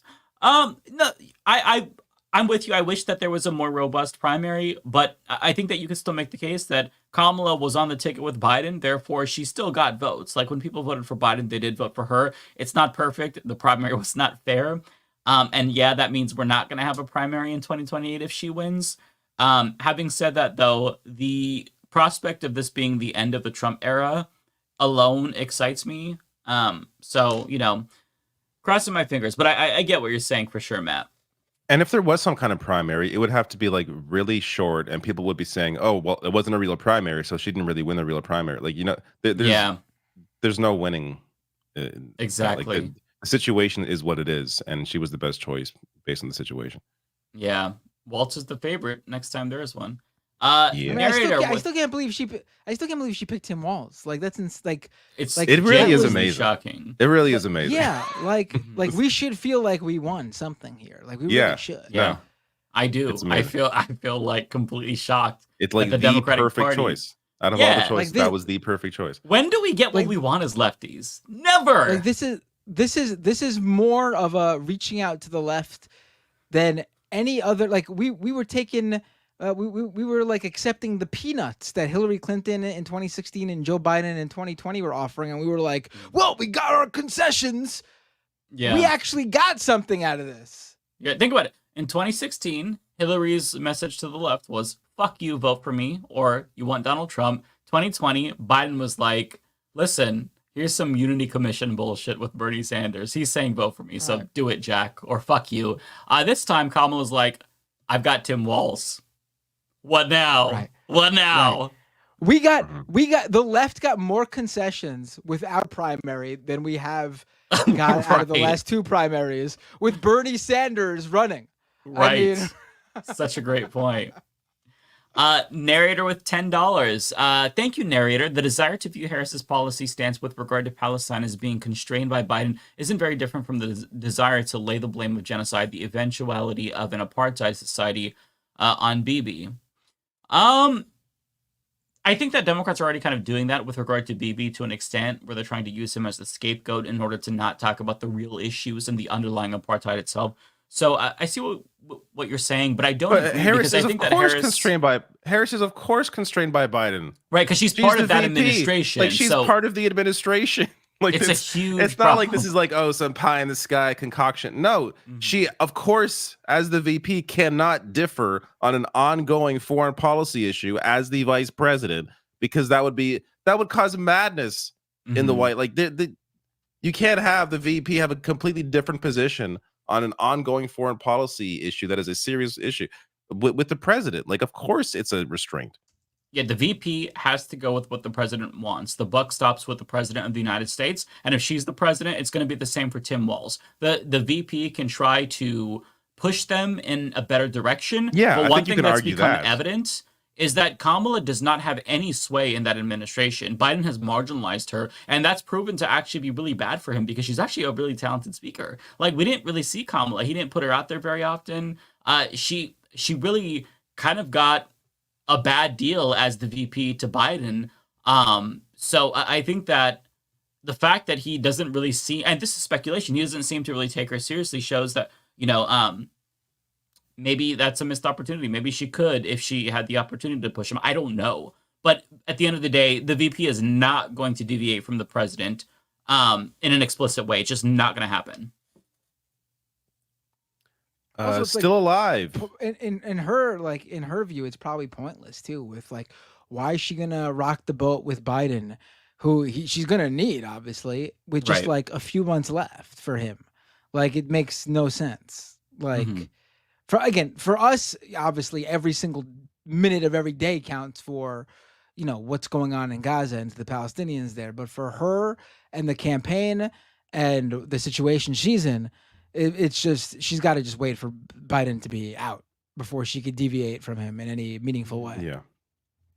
Still alive says Wall's response to the Italian thing should be a reenactment of Joe Pesci's scene from Goodfellas. Am I a clown? I amuse you, in his Minnesota accent. Lizzie Bennett with a super chat. Here's a thought. Why not celebrate Rocky Balboa? I like Italian Americans who are not fiction. Let's go with that. Yeah. Okay. Ep.85 Ramos with $5. Thank you. By the way, Matt, it's interesting how these campaign speeches have a feeling of wrestlers dropping promos in the chants. Hopefully not as repetitive, though. Right. Steven, thank you for your 100 PLN. What does orange mean again? That's like $10, right? I don't Or know. it might be 20. Thank you. Very I think it's generous. I 20. appreciate it. Narrator with a super chat. Did you ever watch the free and equal presidential debate? What do you think about Harris debating Stein and Oliver with an empty podium for Trump? I mean, they would be. I haven't watched it yet, and I agree that every candidate should get a chance to make their case to the American people. But from Harris's perspective, it would be absolutely pointless. Yeah. It would be much more meaningful for her to actually just debate an empty podium, than even bother with people up there who are like debating with her as if they have equal chance of winning, which they don't. Also, Trump seems to have, from what I last saw, Trump has seemingly agreed to debate her today. So Now he's behind in the polls, aggregate polling data, by the way. So he kind of is the one that needs the debate now. Right. JHLFCSC with a $10 super chat. Mafia is a libertarian terrorist organization that actively plagues the entire south of Italy and much of the diaspora abroad. It is extremely offensive to us to use that term in a glorified manner. This is a joke, right? Anti-Italian discrimination. Bitey face puppy guy with $5 Canadian. Thank you. The Italians are mad because Walsh wouldn't pardon Polly Walnuts Gualtieri when he was sitting in the can for jacking that truck full of walnuts. That's a banger. JHLFSC with another $10 super chat. Italians are not taken seriously on the right or the left. Would you say leftist ISIS? I can only hope this comes out of ignorance of the plight of the poorest and most oppressed region in all of Europe. This can't be serious. Binder's Italian, so everything we do it's okay. Yeah. I have Italian friends. Mamma mia. Mamma mia. There you go. 85 Ramos, thank you. Says honeymoons are fun, but Kamala really needs to talk with journalists. The bare minimum policies on her campaign page. In real life, people mention this to me. I saw her speaking with journalists today. I do agree. Of course, she should talk to the press. John Jeffrey with a super chat. St. Patrick was Italian. You can have him. Wait, what? St. Patrick was Italian? Hold on. Why don't Italians Hold the fight the Irish over this then? Maybe it should be your day. White people fight. White people fight. No. St. Patrick was born at the end of Roman rule in Britain. Sorry, no, he's a UK person. He was born. I don't care who rules what. Believe me, the Italians would try to lay claim to him if it was Italian.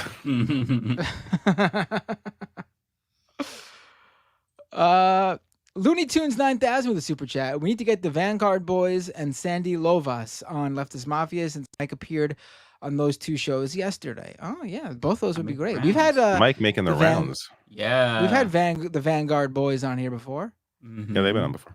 Yeah, we'll bring them back, and we got to get Sandy on sometime. Old Grease. Thank you for your super chat. Regarding Halloween, Disney bizarrely is the single voice of reason on Earth. I don't get what. I don't get that either. Thank you for your super chat, Old Grease. Angelo Henry with $4.99. Thank you so much. Mike, you should look up this TV lawyer called Sweet James. He looks suspiciously like you. I did a quick Google search because I don't know who that is. No, you oh look my better. God. That guy looks weird. That's who you think. No, that one. That one he doesn't look so much like you. Oh, but the other ones he looks a lot like you. Like that one right there, he looks like you. I don't think he looks like Mike. You just gotta have glasses and a beard. The hairline. You think I look like this straight guy? You have the better hairline. Fuck you, Angelo. I just don't think you look like him either. I could see him. Just a white guy with a beard and glasses.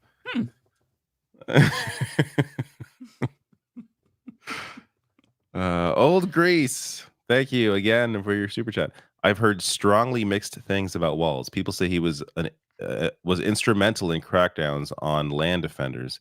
I'm disappointed too. Half I'm Mike, sure half I Kip. haven't. I'm sure he doesn't have a perfect record as a. But in terms of the choices that were available, Right. it was the best. Someone mentioned that Disney comment was about how Disney starts celebrating Halloween in August. So that person was saying they have the right idea.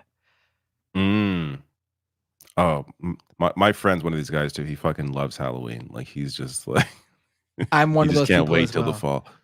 I Sorry? wish that I was one of those people. Those people that you? are just so quirky and cool. Yeah, this is not me. This is not me. This is me. No, sorry. I meant I meant to say my point. By me saying is that you. I was talking to Binder about the Halloween thing because I didn't hear who you said. That. Like David wants to get. He's changing that conversation real quick. No, it wasn't me changing the conversation. But we've been here. Now that like, we've moved we have on, so I will much change left. the conversation. I may. I'm already kind of like discombobulated. I may have to run through mine at some point. Yeah, it's late. I am B Sauce. Thank you for your chat. Says, do you think Kamala picking walls says anything about how she'll govern? We can. I mean, it's just speculation. I mean, possibly. Clearly, his record does not bother her. The fact that he was able to accomplish all those things as governor with a 1-seat majority did not bother her. That she wants to do, by the way, So which is it why doesn't she hurt. chose. Yeah, and a lot of those things she wants to do. Mm-hmm. So I don't think it hurts. Actually, for me, the big thing is that he clearly was not the Democratic consultant pick. And she had all these consultants in her ear telling her who to pick, and it wasn't Tim Walz. And she basically said, I don't care, I'm picking Tim Walz. To me, that is huge. Yeah. That's not something that usually happens. So maybe she won't listen to the consultants who are trying to make it sure that she's perfectly, politically untouched and never rocks the boat and supports all like the Obama, same. basically, like everyone around him tried to do. The consultants, if she doesn't listen to them, she could be one of the best presidents ever. The bar is low, but like the consultants are so fucking stupid. So just not listening to them and Democratic Party strategists would make a huge difference. That E-Flat guy, thank you for your super chat. St. Francis also tried to promote peace to end the Crusades. After meeting with Sultan al-Kamil, he went back to Italy to ask the Pope to end it. That's it. I'm gonna start it right now. Make St. Francis of Assisi Day the official Italian American holiday. We gotta push for that. No more Columbus Day. Columbus. I get behind that. Seth Wade with $5. Thank you, Seth. Gomez is a straight fash. She's no Missourian. We've got nothing in common. If Missouri Republicans saw her in a bar, they'd try and order food from her. Yeah, I mean, I think that she is somebody who doesn't like. She's a fascist for sure. I don't think she actually has any real political beliefs, though. I think that she is kind of just trying to get attention. I mean, nobody's going to pay attention to a fucking Secretary of State race in Missouri. So she very clearly wanted to make a national name for herself, and she did it. But as Rebecca was saying, that's just going to follow her for the rest of her life. It's not a good look. So, now she's going to be known as the crazy lady who said the F slur and said that, the gays wanted to kill her dog and her dad or poison her dog. It's just fucking weird. Mike, you gotta do a parody video of that one where she says the F slur and just say exactly what she says, but replace the F slur with the strike it. Those straggots have to play their own straggot category. Straggot. Nadia Yvette Chambers, thank you so much for the member super chat. The internet started 22:30 PST 29 October 1969. My Gen X 90s experience was miserable. Maybe you meant pre-1970 Gen Xers. My post-Nixon Gen X friends too. That's a lot of numbers for it being so late, but yeah. I'm trying to decipher the super chat. Different timelines. I'm like, okay, the cogs are slowing the fuck down right now. That's a lot to kind We of take in. appreciate the super chat. Thank you. Yes. Yes. Blue X with $2. Thank you. Leftist Liberal Coalition ceasefire to end MAGA. Yes, I have respected the ceasefire. Liberals, hold up your end of the bargain, okay? We don't get along, but we have a ceasefire, and then on November 6th, we fucking destroy each other, okay? Old Grease, correcting an earlier super chat, it appears to say, get the couch off. I thank you for the super chat. I could find the context, but I would lose my brain. Is this for me too? Kowalski, we getting a native-born Nebraskan progressive VP. Yeah. Oh yeah, Kowalski's pumped about that. He's been super happy about that. I can see that. The Matt Mercy with a super chat. Imagine being a Tesla shareholder and giving Elon $68 billion. That isn't confirmed yet. Last I checked. Last I saw. We'll see what happens there.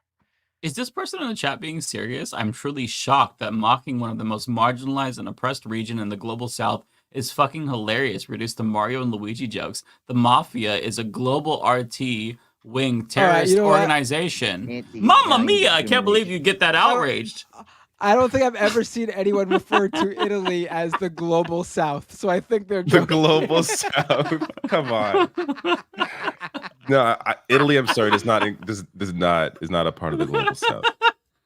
Bro, shut the fuck up. That's gotta be a joke. I know That's they're gotta joking, be a joke. but if you're not joking, that's hilarious. Shut They up. are 100% joking. That is now that I know Yeah, they're joking. no, that's hilarious. Well played, Although because I am that shit now is gonna funny. I'm gonna now call Italy the global south. I mean, I guess in terms of Europe, they would be the global south. Well, to yeah, other I'm thinking of the map. I guess you can cut them out, like, include them See, in what it. I would do to really piss off the Italians is that Sicily is what Staten Island is to New York City. And then and there you go. Let's go with wait, this one's mine. Yeah, Bay Photo with member for 13-month super chat. Balls to the walls, right? Amen. Still Alive says, who do you think will impersonate Tim Walz on Saturday Night Live? A few brought up how he bears a striking resemblance to Steve Martin.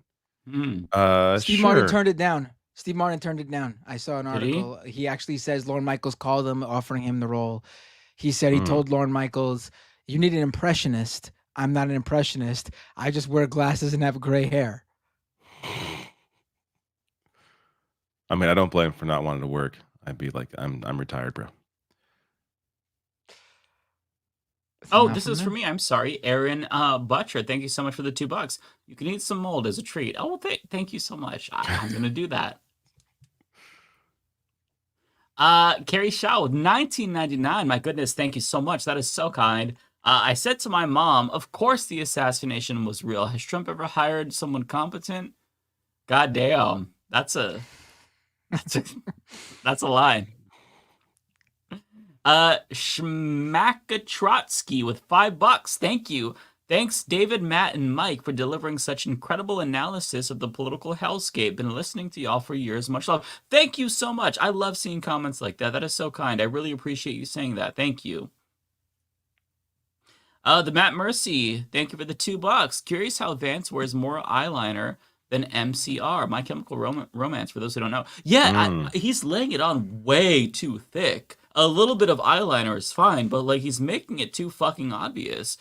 Emma Vigeland believes that he just has really dark eyelashes and that he's not wearing makeup. I And would that's honestly, possible. I'd be surprised if he Really? because if he's caught, then he's, he doesn't want to wear makeup for his audience, If for his. if you're base. regularly on TV, it's not so crazy to wear a little bit of eyeliner, honestly. But I was looking at old for a pictures Republican, of I him. think it does. Yes, but I was looking at old pictures of him, and he has that same look around his eyes. I think he actually just has really dark eyelashes. Yeah, Unless he's been wearing eyeliner since like college without any TV cameras around. Maybe he Yeah, I don't is think so. My Chemical Romance. I don't know. I feel like that's eyeliner. I mean, I could be wrong, but that's an eyeliner look. Like he's trying to be He's a subtle. Republican. Why the fuck does he want to get caught wearing eyeliner? Look at Trump. He has fucking makake all over his face, and he doesn't even apply it evenly. That's different. Trump is Well, like no. his own. He's like an enigma. He could do what the fuck he wants. Doesn't really matter. We'll know the truth night of election day when the results come in. If JD Vance comes out and starts singing, "I'm not okay," then we know he was wearing eyeliner, okay? Or if he starts crying, if there's a video of him crying and tears streaming and it holds, Yeah, then, he's not going to risk that. Then he happening. doesn't have, or he could have really good eyeliner that doesn't stream. I don't know. I'm not a makeup expert, so I have no idea. Zero PE, thank you so much for the $4.99. Appreciate you always. Hey, Mike, you got some socials for the guy that does your music because the new Coconut Tree one is a certified banger. Yeah, so that one is Raw Heats. It's at Raw Heats, Heats with a Z. I buy his beats, so he's not the guy who I work with directly. That's Lord Magnus, but he didn't make that one. But Raw Heats always does really, really good music. Let's hear this. I want to hear this Coconut Tree banger while we read the rest of these. I played it on the show before. Do you remember my Kamala video, my hypnosis video? It was that beat, but that's also my outro. Okay, I think I remember that. All right. Mm-hmm. All right, I'm gonna run through mine because I need to go to bed. Nikki O'Brien, cool. Damn Matt, I'm trying to be kind. I don't remember what this is about. 180 Chan, thank you. Don't be complacent. Don't presume victory. Vote, vote, vote. Show Trump we reject his BS. 100%. I need a new dentist from Maddie Mercy. I need a new dentist. Mine thinks 2020 was stolen. I need a new dentist. Mine thinks 2020 was stolen. Yeah. Why do we hear a lot of dentist stories about dentists that are weird, that believe weird shit? I've heard that before. Bay Photo, where are you? There you are. Suppose we could loan Canada our Nancy Pelosi to pump up the left and help defeat Pierre Poilievre. All we need is the strategies. We don't need the source. The Maddie again says squad should do a Byron Brown, FMK, Trump, Elon, RFK. I'm not doing that. God, that's awful. How about K me? How about that? Yeah, right. There's no winners there. There's no. We didn't even talk about the RFK Jr. thing. Yeah, that's how crazy this week is. I know. It's just like I don't know. For me, it's like, of course, RFK did some weird shit with a bear. Like, yeah, of course, it's a freak show. Justin Kosak, thank you. Says thanks, guys. Was scared of being judged over voting. Well, no. I'm not going to judge you over voting. Believe me. 885 Ramos says there are times I see campaign crowds going crazy, and I wish I was still there mentally. Happy for them though. Thanks, Obama. Right. Exactly, Ramos. Narrator sent 10, but there's no. Oh, maybe it's gone now. Maybe narrator didn't like when I talked back to him.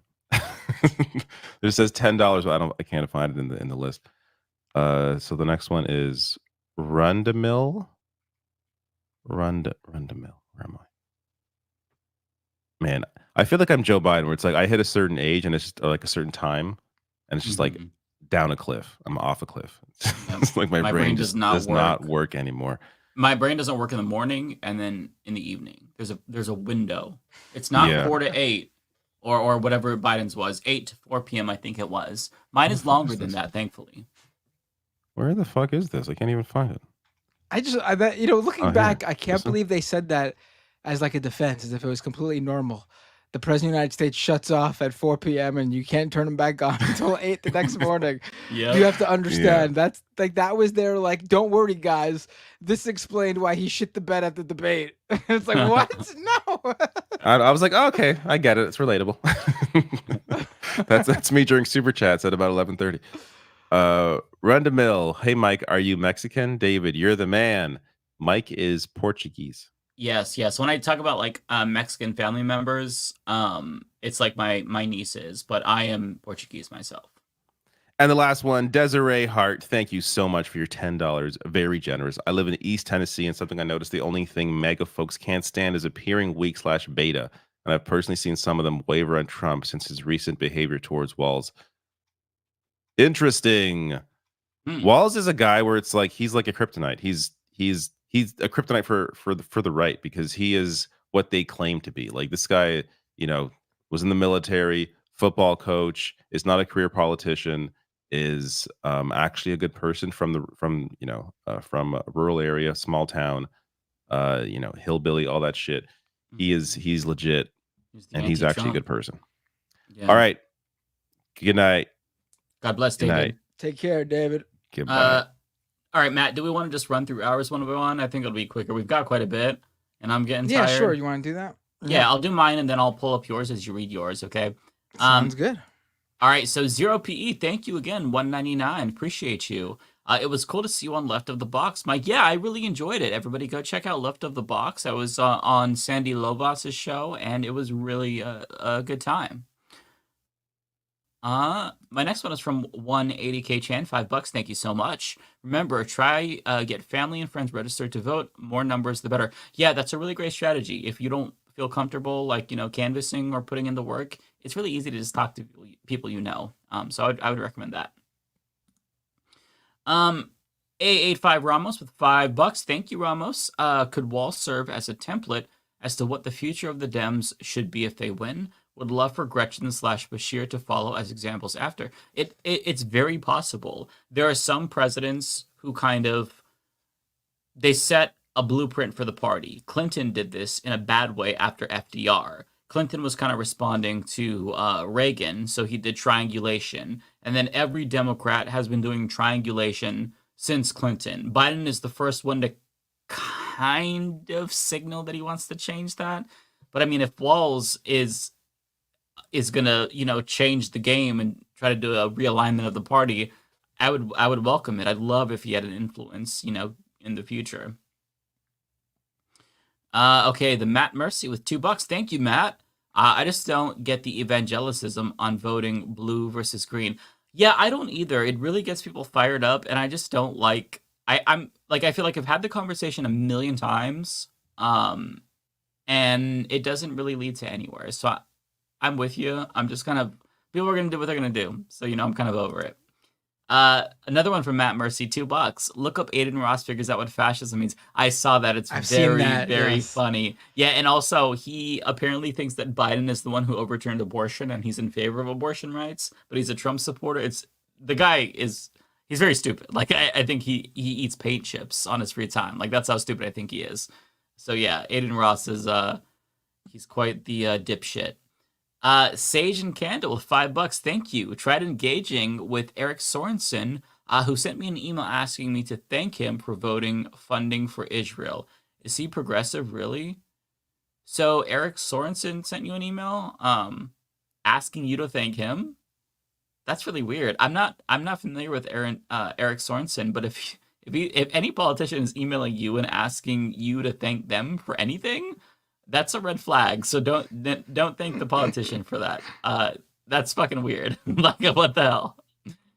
Narrator with $5. Thank you, Narrator. Love you guys. Love you too. But this sucks. I wasn't thinking about you guys specifically, but the target to move is her position. That's the focus. I hear you, Narrator. We always know where you're coming from. We disagree, but understand, like, we know that you're coming from a good place and from a good faith criticism. So I appreciate you, Narrator, for sure. Nadia Yvette Chambers with $5. Thank you, Nadia. Repubs have an agenda, though they try to keep it under wraps. CF Frank Schaeffer's video on Mike Johnson. Trump is their Cyrus, not their agenda. Yeah, that's true. I think they do have an agenda. They just don't know. They don't know how to promote their agenda because they know it's not popular. So they kind of have to beat around the bush, and tap dance around what they really want because they don't want to say, hey, we want to ban abortion in all 50 states. So that's why they're struggling when it comes to the campaign.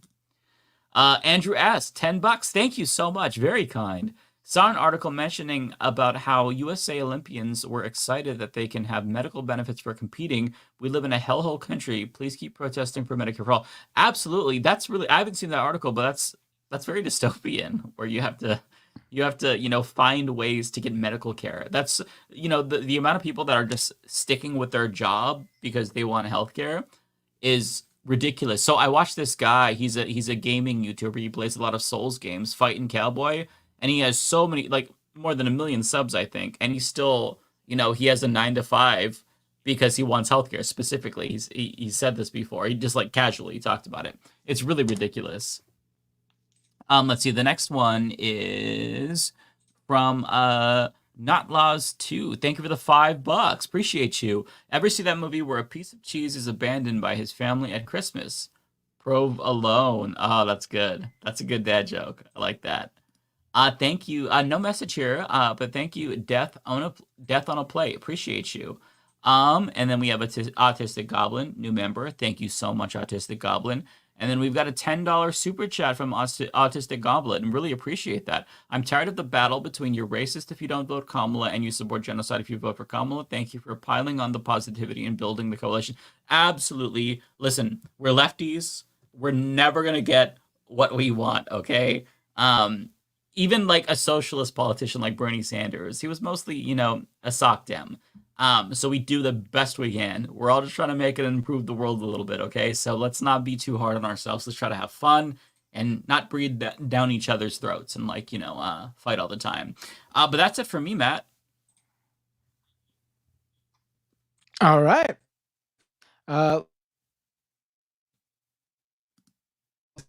That from Librarian. It's their very first super chat on a live stream, according to YouTube. I'm sorry, can you repeat that? Because right when you said that, did you find it? Can you say the name? Crit. Yep. Oh, Critlit Librarian. There we go. Hold on, hold on. Something's going on with my internet connection. Give me a second. Okay. Hold on, I'm gonna jump back in the feed. Okay, give me a second. Okay.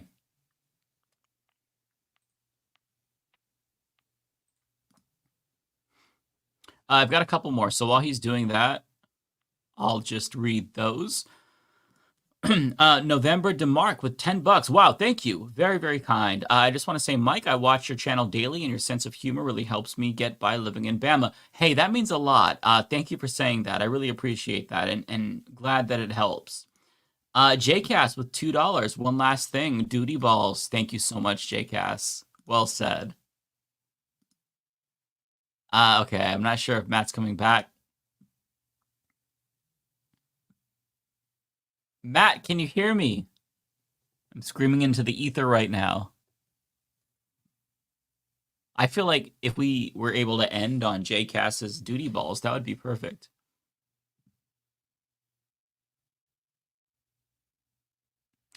Progressive Voice. I am using StreamYard to pull up super chats. You just click it on the side, and then it comes up like that. And we've lost Matt. So I know that the crit lit. I almost said the clit lit. The crit lit. Let me find it. I'm sorry. I know that's where he left off. How big of a Kamala fan are you? I'm the biggest fan in the world.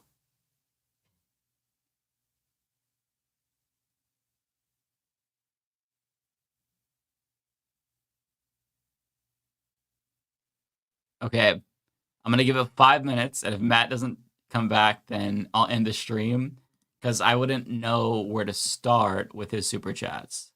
And I don't have the brain power to filibuster for 5 minutes until he gets back, because I'm very tired. Let me try to find my place, though, at least. There we go. There we go. Okay, since he's not here, we have 5 minutes. Free super chat time. I'm looking at the regular chat. So ask questions. What the fuck? The things I see when I look at the regular chat or the Twitch chat. There he is. He's back. Hey, you hear me? Oh. Can you hear me? Yeah, can you hear me? Yes, you came back and you went robo for a second, but... Uh-oh, how do I sound now? Am I fine? You sound perfect right now, yeah. Okay, good. I was giving it 5 minutes, and then I was going to put the stream out of its misery if you didn't return. Uh-oh, I'm sorry. Hold on, I got to open up my YouTube Creator Studio now. So no, you're good. I have one more anyway. Michael Jones with $10. Thank you.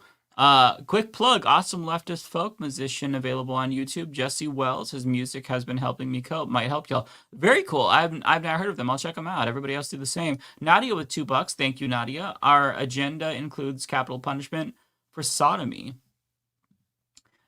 Does it really? The Republican agenda? Do they have that in there? That's like so fucking ridiculous. It might be in Project 2025, but either way, it doesn't surprise me. They're freaks. They're always thinking about that.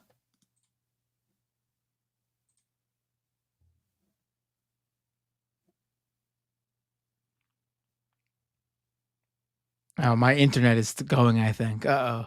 All right, let's go for as long as I can. Okay, okay. Could you still hear me? Could you still hear me? I can still hear you. Yeah, just read as many as you can. I'll try to find them on the screen. All right. Crit Lit Librarian with a $5 super chat, their very first super chat on a live stream. Thank you, Crit Lit. Check out this Pew Research chart. Gen X is not overwhelmingly right-leaning, kind of average. Again, Okay. they are in the exit polls I've seen. They do vote Trump, so I don't know what every poll is gonna be a little bit different though. NC Sketchy with a super chat. I feel Trump is the type of guy, once he thinks he can't win, he's just going to phone in the election. I think we are nearing that point. Low energy. I think so too. $10 super chat from Narrator. Thank you, Narrator. I can't speak for Becca, but I'll say blackness only exists within white supremacy. So if there's any question, I don't use phenotypes to claim another's blackness. I allow them to claim it themselves. A85 Ramos with a $5 super chat. Okay, but for real, you got Biden to flop, so he would drop out. Then got Kamala, so she would choose Walz. So Leftist Mafia, what are your next directions to Pelosi? Well, I mean, we all work in tandem. We all work in tandem. She's like she's like a member. She's like the leader of one of the other families. And sometimes we work in cahoots, and sometimes we go to battle and go to war with each other. It all depends on what we're looking to do. That's just how it is. The leftist mafia works with the Pelosi's sometimes, and the Pelosi's work with the leftist mafia sometimes. All right, you see? We don't mess with the Pelosi family. The Pelosi family don't mess with us, and it all works out until it doesn't. Bada bing, bada boom. Capiche? Narrator with a $5 super chat. Please do not naturalize that part of being a politician. I don't know what you're talking about. Yeah, it's been a while. They're probably referencing something specific. I'm sorry, Narrator. I don't remember.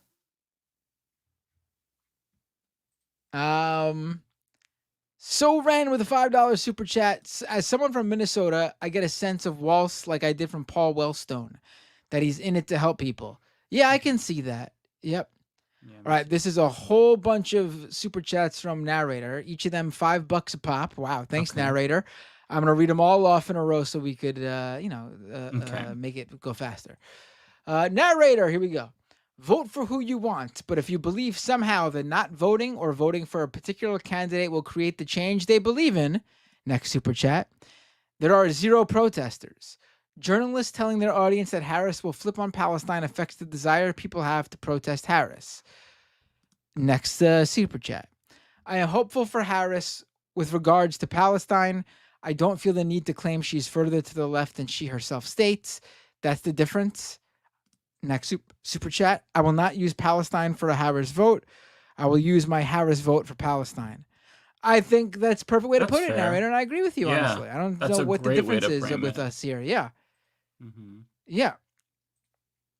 And interesting that Narrator said they're going to vote for Harris. There we go. That's actually a really good way to frame it, though. Yeah. The Matt Mercy with the super chat. Imagine Trump gets wrecked, then wins the 2032 primary. It's possible. Yeah. I'm not too old, folks. A85 Ramos with a super chat. About Kamala and the ceasefire policy, I meant for her to add it to her stump speeches. I know she said, I hear you. It's what I meant. Okay. A85 Ramos, I hear you. I see you. That makes sense. Thanks for clarifying. Now sit down and shut up. I'm talking.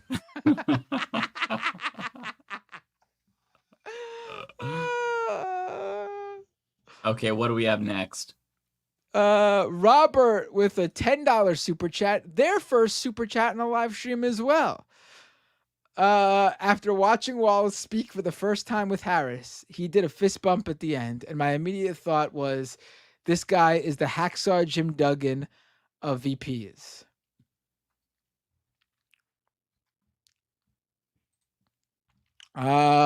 John Jeffrey with a super chat, talking about St. Patrick. I'm assuming his parents were Romans. Oh, I didn't know that. No, I think they're talking about Tim Walz.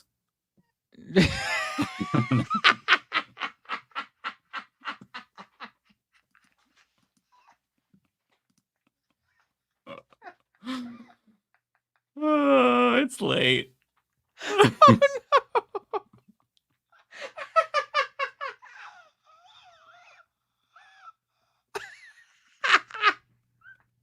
I don't know why I found that so funny, but it's very funny. Oh my god.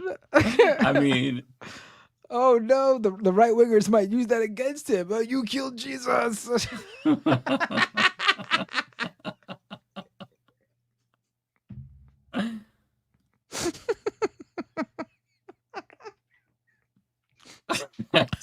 You know what they say? When in Rome, do as the waltzes.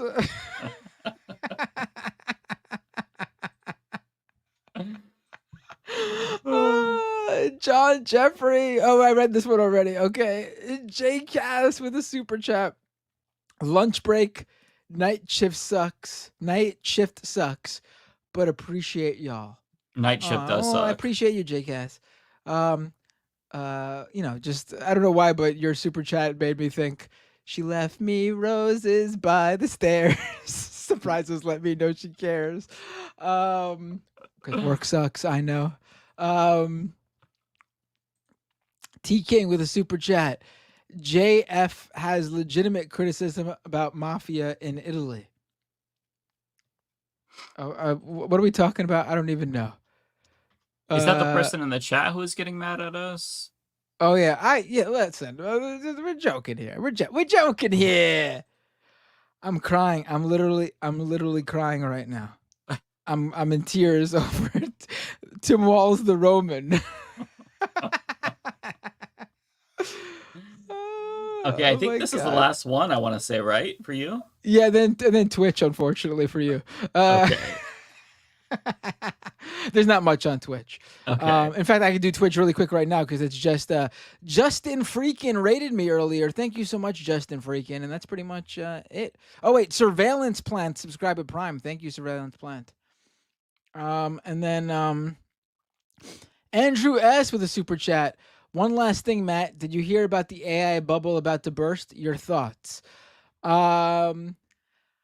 I think I don't think it's going to be gone completely, but I do think people are starting to realize, especially the people who have invested in it heavily, that there's little to no return. It's all hopes of what can be and nothing that is. I mean, it's the opposite of the Kamala thing. I think I was sounding like her.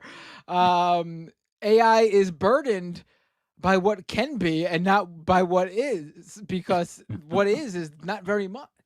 Again, I think the only really helpful sort of AI thing I've come across, and I'm talking about strictly really AI, not automation, because automation's existed and people like to shoehorn that in as AI in order to prop up AI.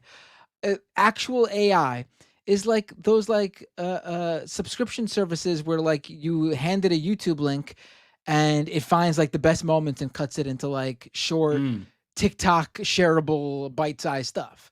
Yeah, and I think those that's are great. great because it's not taking away from any artistic value. You still have to create the content. It's just helping you create like the short social media versions of the content you're already creating. So What I think program those is that called? Do you know? I need to get on that. The big one is Opus. There's a bunch of them, but the big one is Opus. Opus.pro. Okay, I need to get on that. Um, we got one more here. A85 Ramos, $5. Thank you. Just saw Matt live get asked about tech and lock the fuck in and answer. He's the tech guy. Oh wait, there's one more. There's one more from me too. Oh, okay. The Matt Mercy with the super chat. You think Vance eats the loose candy in the couch too? Ugh. I hope not. After what he does to it. Ugh. All right, who are we rating? Who are we rating? Let's see who's on. Let's see. Oh yeah, folks. While really quick, while we're looking at who's going to rate, I wanted to remind people. It always sounds like I cut an ad when I do this, but there's only a few days left, and people have actually been interested in this. Twitch is giving away a free 3 months of Apple TV Plus to anyone who gives a Twitch subscription to their favorite creator. You literally get to give, like, if you're going to give a subscription to Mike or myself or anyone that you like, I just want to give you guys a heads up. When you subscribe to a new creator, like not a new creator, you subscribe to a creator for the first time or a resubscription for the first time. like you resubscribe. Twitch is giving people 3 free months of Apple TV Plus. If that interests you, people, money's tight. Streaming services are expensive. You could cancel your Netflix or whatever for 3 months and get Apple TV Plus for free. Just letting you guys know. All right, who do you want to rate on Twitch? We should rate our girl, Riverboat Jack. She's on right now. Oh wait, hold on. Easy choice. Pull them up.